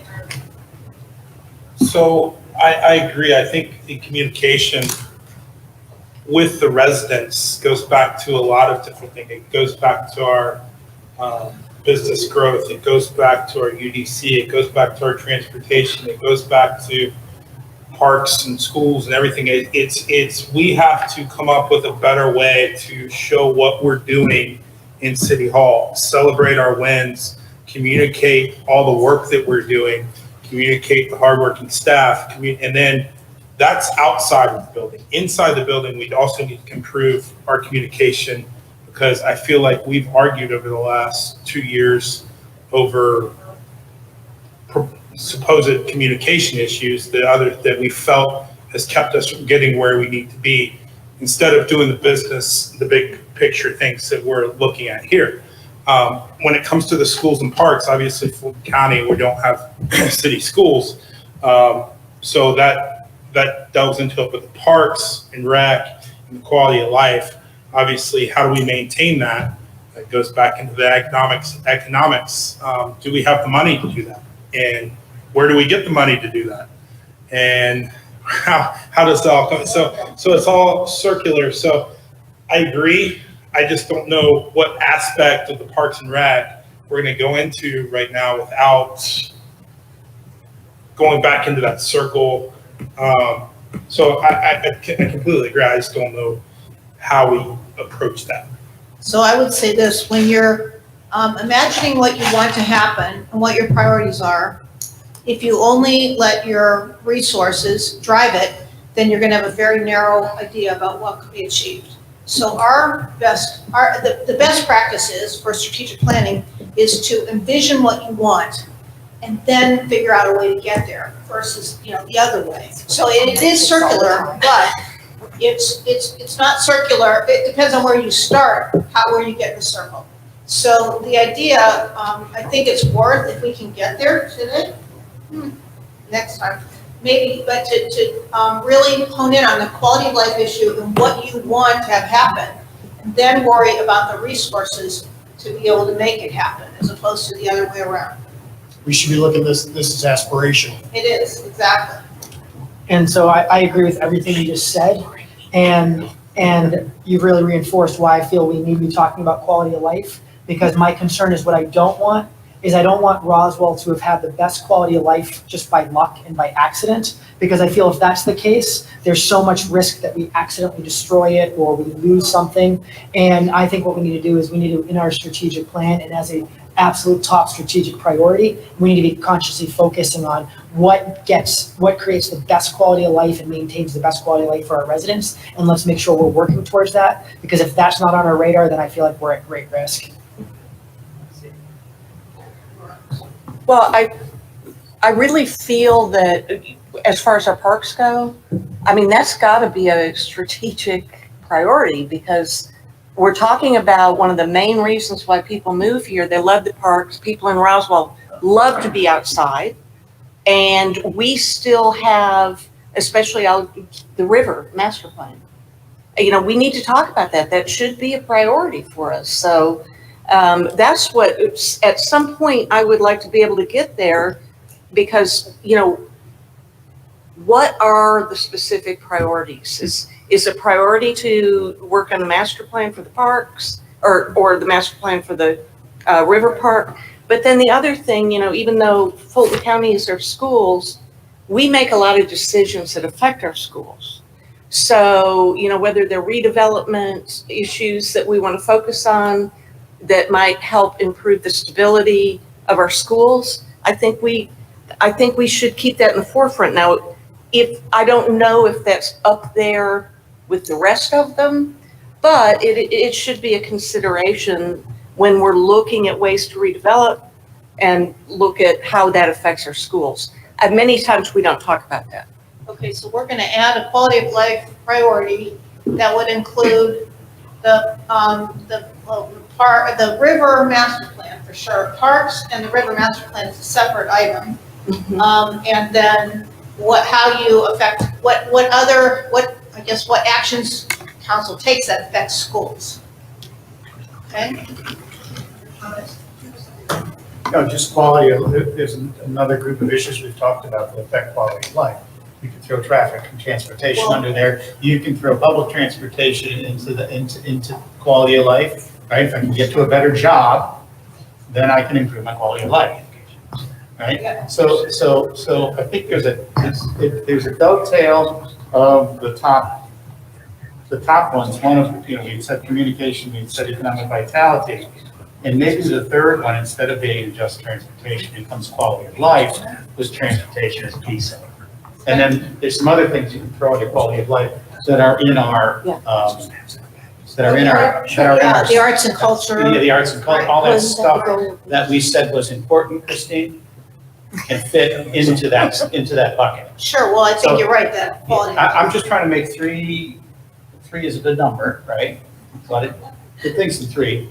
I'm trying to make three, and I think that kind of gets to three, and then now you can start to say, okay, does what I want to talk about in specifics fit in one of those three? Okay, if it does, now let's have a subsequent meeting and flesh out what that means. Okay, there's a thought. Did you have another one? No? Yes. In regard to communication between elected officials and staff, for me it's very simple and clear. Is clear policies and marching orders from elected officials on a public forum for staff to execute, period. Well, and your strategic plan will help with that, at least, I mean, obviously not everything you do is part of that strategic plan, but that will be clear as far as your expectations. There are other things that come up that are not necessarily as clear, but. Well, and I think that the strategic plan is key to communication between council and staff, because then they know that we have collectively given direction. It's not just one of us or two of us, it's collectively, and they know what to expect. Now, the other thing that David and I were talking about that I mentioned earlier was the fact that we've got ordinances on the books that we don't agree with anymore.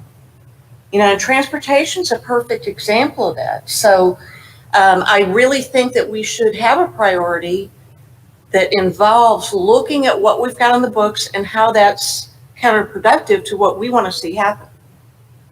And I think that would improve the communication between the electeds and staff. So that sounds like a really heavy lift. Knowing what I know about ordinances. But it may be that you can chunk it based on what your priorities are. Mm-hmm. That that you could have, and once you've actually decided on your priorities, that you say, okay, we need to know if there are any ordinances that are flying in the face of us achieving this. And then, I mean, that makes sense from a policy standpoint to know that and then be able to talk about it. Yep. I think that would help chunk it. Are we trying to frame that under communication?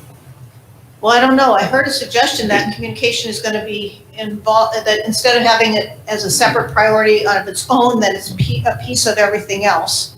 So I think it could be that literally every priority has that as an element to it. I think the suggestion, well, let me see what Michael has to say, maybe. No, finish your thought. Well, my thought was that we heard the suggestion just now about the three. Changing slightly, that communication just becomes part of the others, and that we use, that we have quality of life, economic vitality, and what was the third, Matt? It was Because communication, but if you've done what you just claimed, what you just said, then you've gotten us down to two things: quality of life and economic vitality.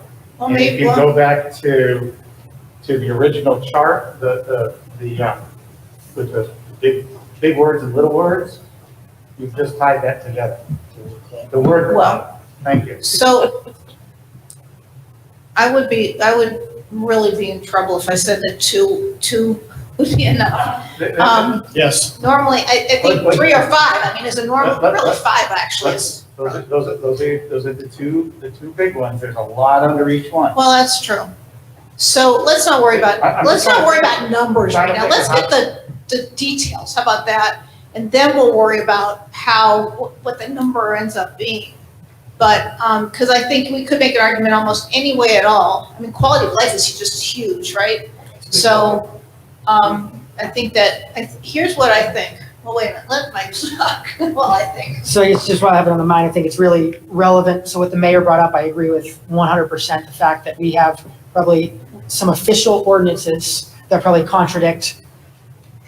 So I agree completely with what the mayor brought up. We have some actual ordinances that likely contradict some of this mayor and council's goals and priorities.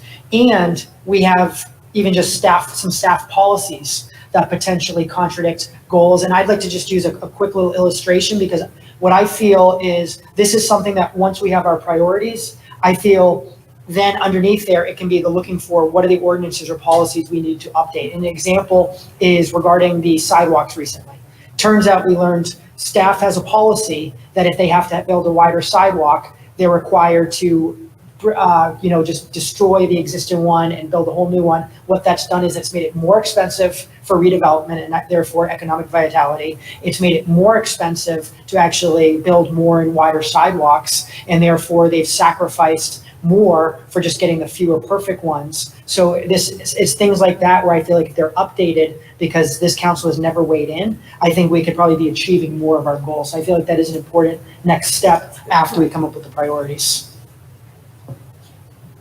So we have a half hour.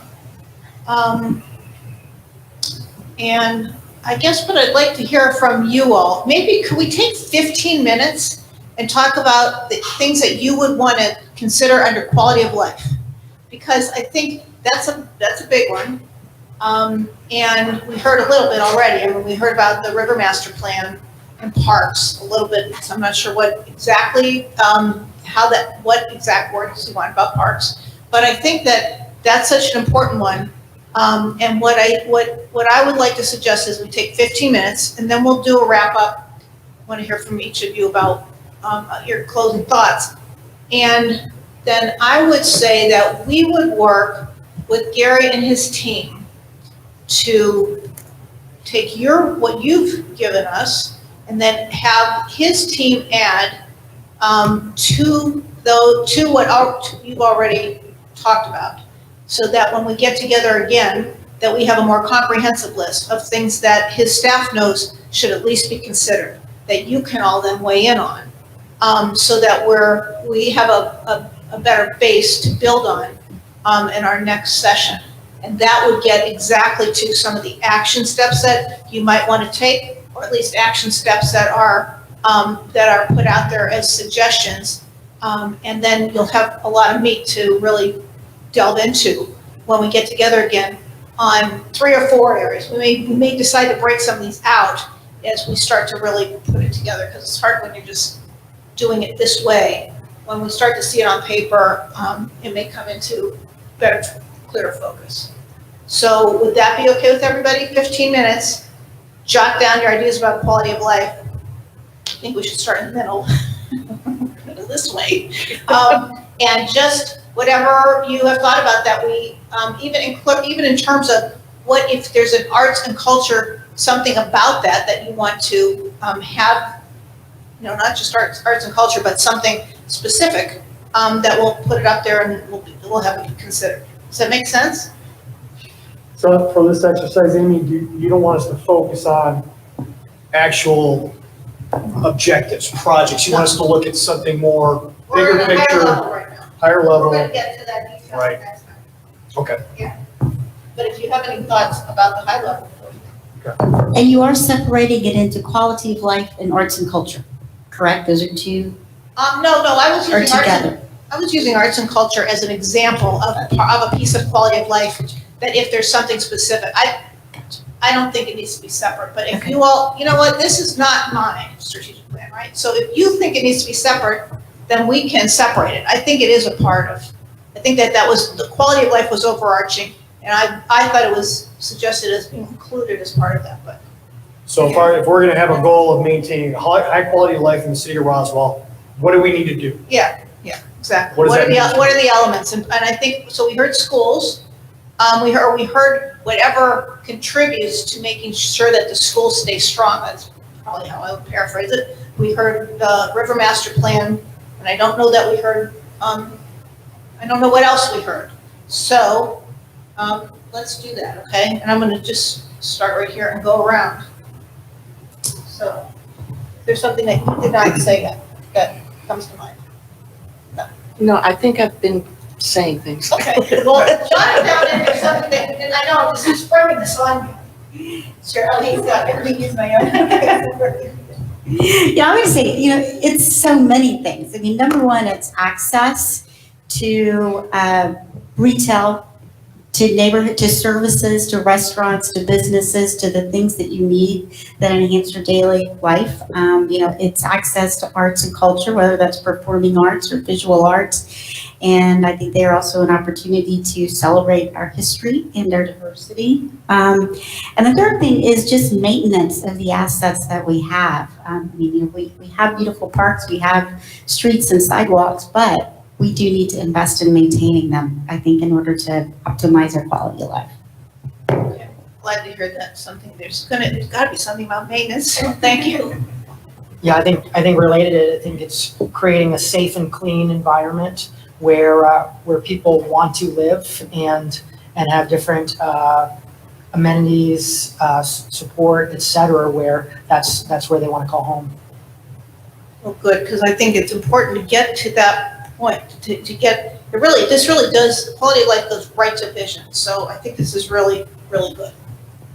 I think we need to be business friendly as a city, which I think we're doing a lot better, because without businesses, nobody wants to live here, because you don't have the restaurants and the services and all the different things that we need. So becoming business friendly and understanding to the business world of their reality is very important to our quality of life in the city as well. Yeah, so here we're getting those overlaps again. And it, like I said before, it doesn't really matter where we put it, but the overlaps will be there and it'll be really clear how those interact.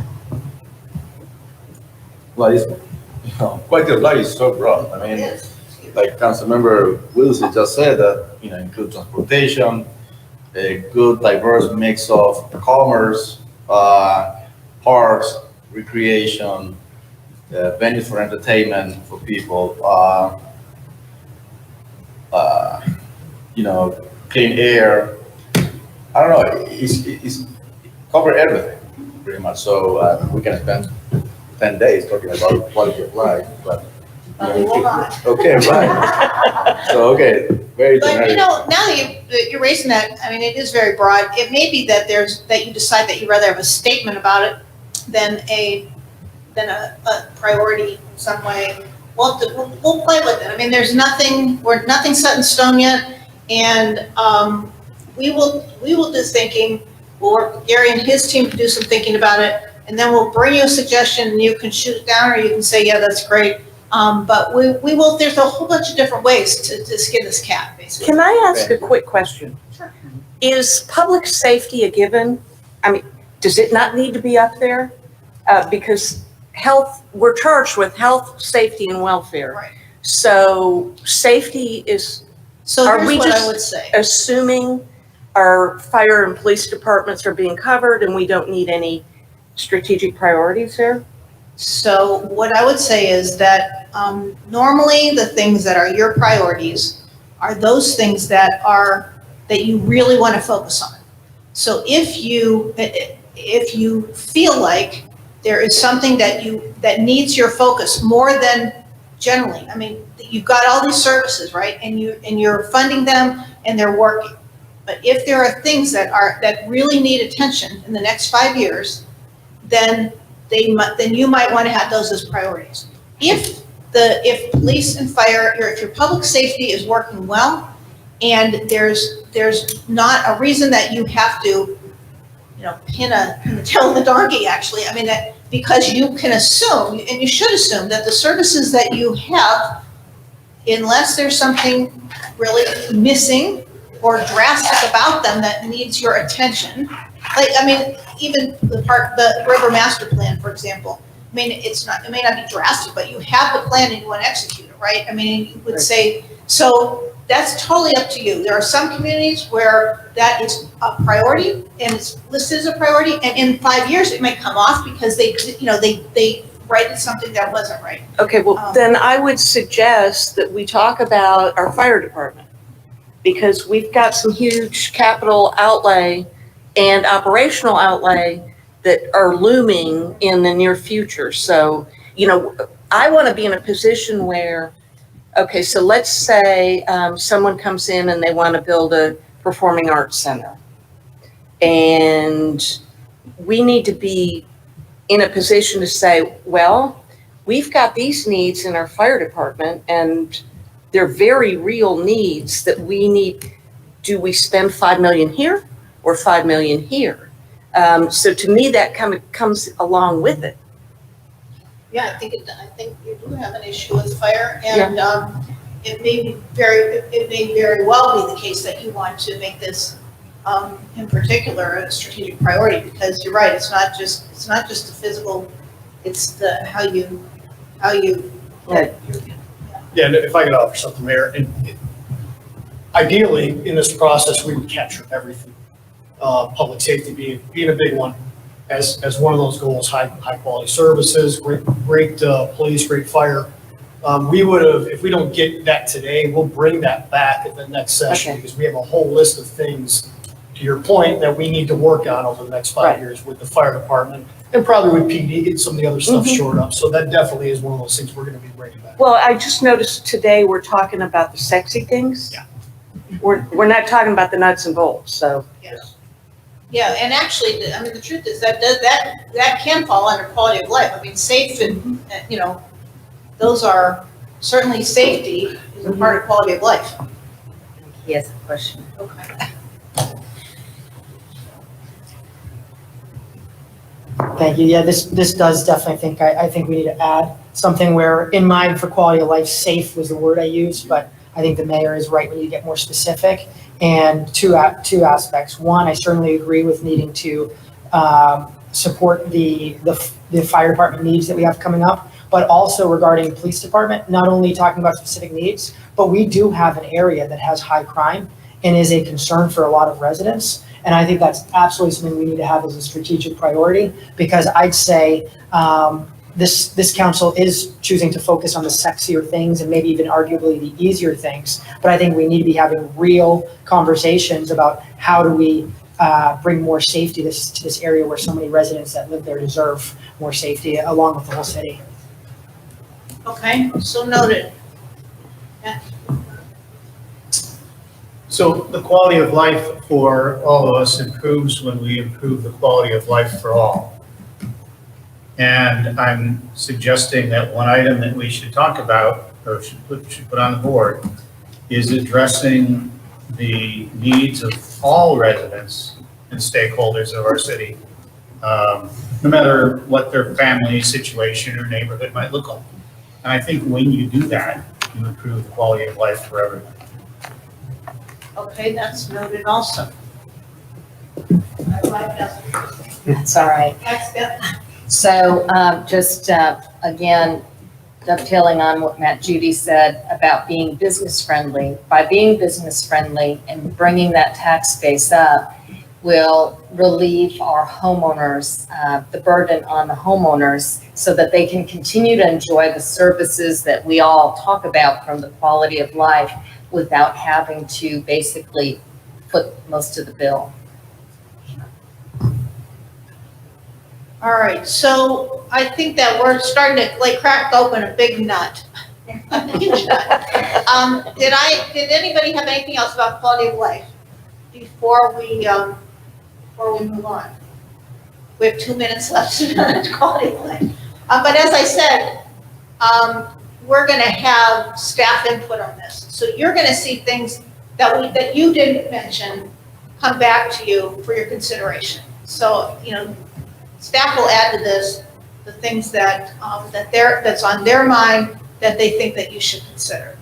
So don't be surprised when you say, well, wait a minute, nobody said that, because it'll be because Gary and his team, or maybe even Jacqueline and I have brought it up as something that we heard before, or we're gonna bring it up for you.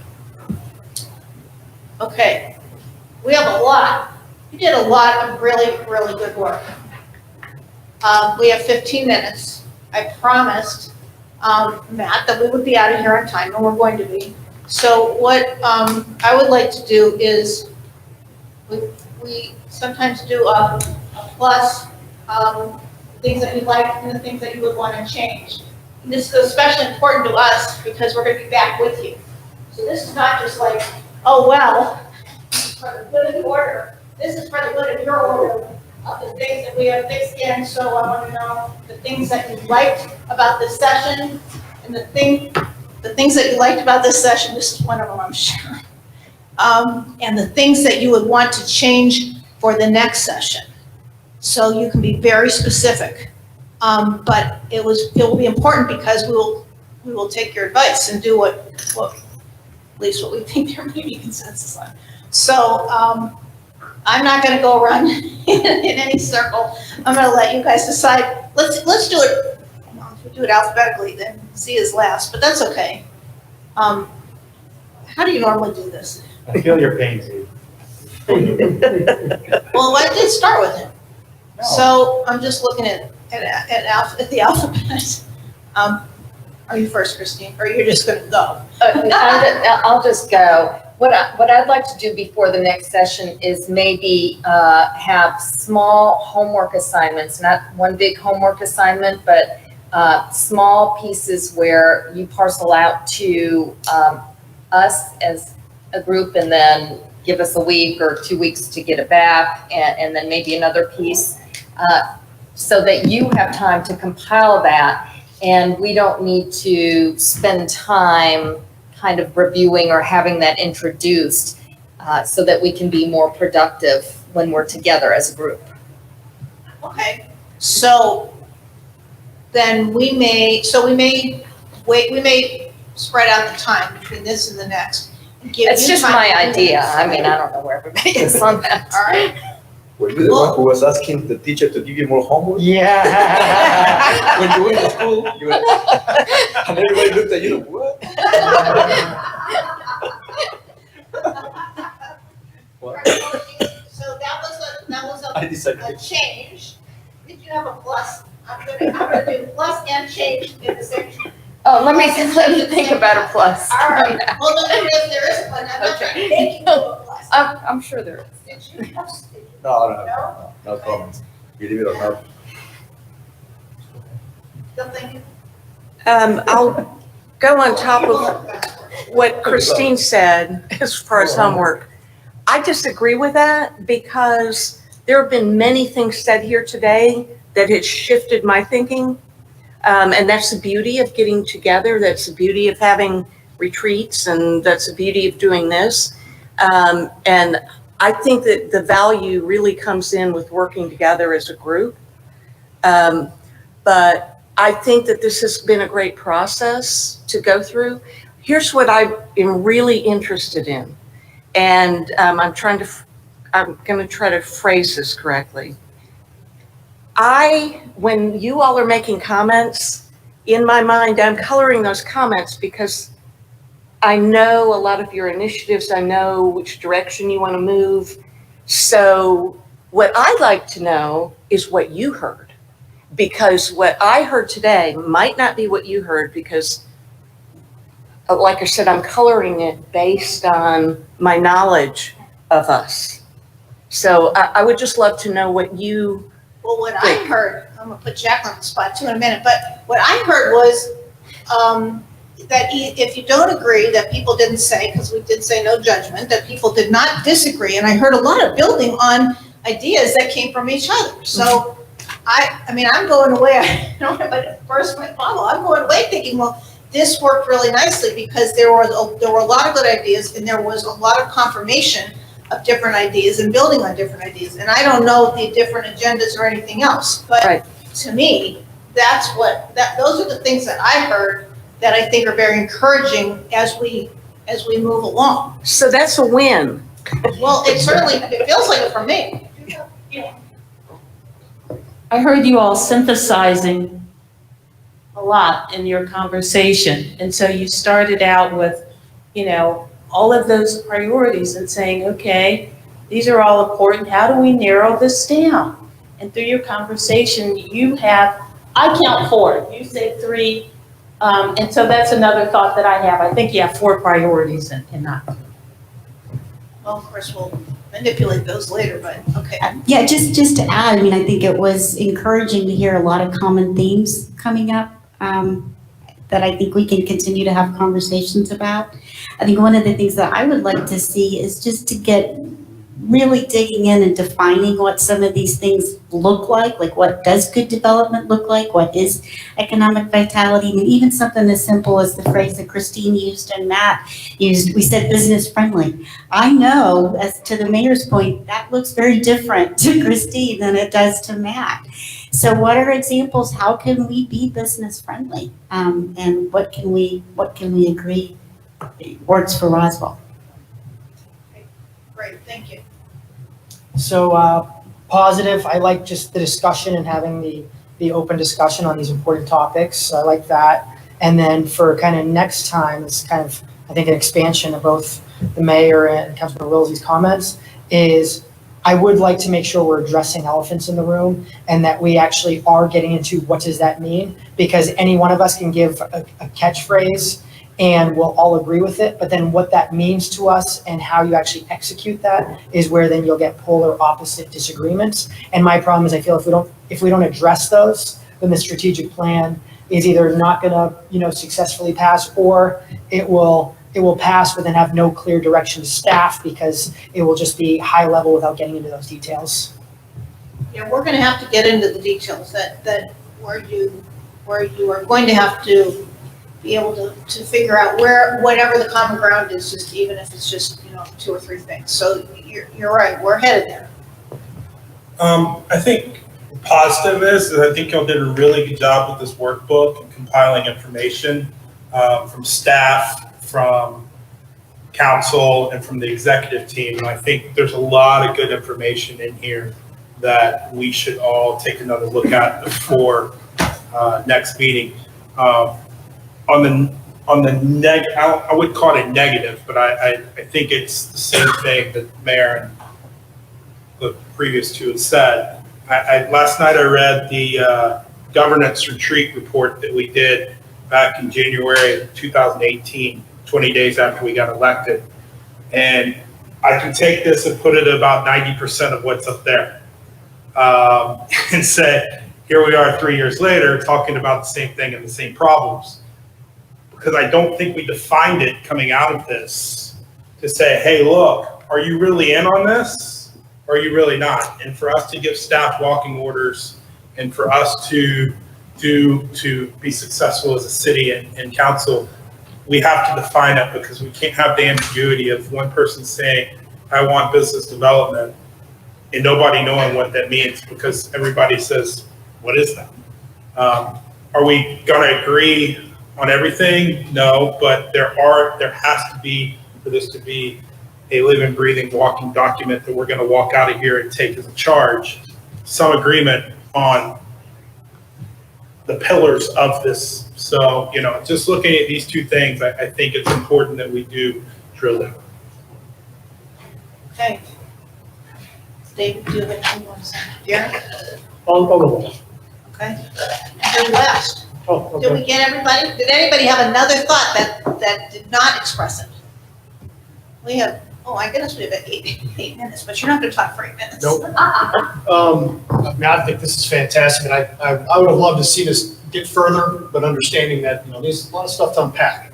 And trying to put all the things we need to do in these 3 or 4 buckets is going to be tough. But I think, I'm energized by the conversation, and this is the stuff I love to do. So I think it's been a great session. For next time, if we just, dive right in, I think we will, because we won't have Kyle going doing the overview. Dive right in and start working on, getting the rest of the priorities down, and then obviously having the exec team come back with all those objectives and what we're going to do to get there. I think that to me will be very, very, very helpful. So anyway, that was all I had. Yeah, that's exactly right. You will have a lot more detail by the time we meet again. And we're going to get to the harder conversations about what do we mean about X, how we're going to get there, and what is it that you all want to do.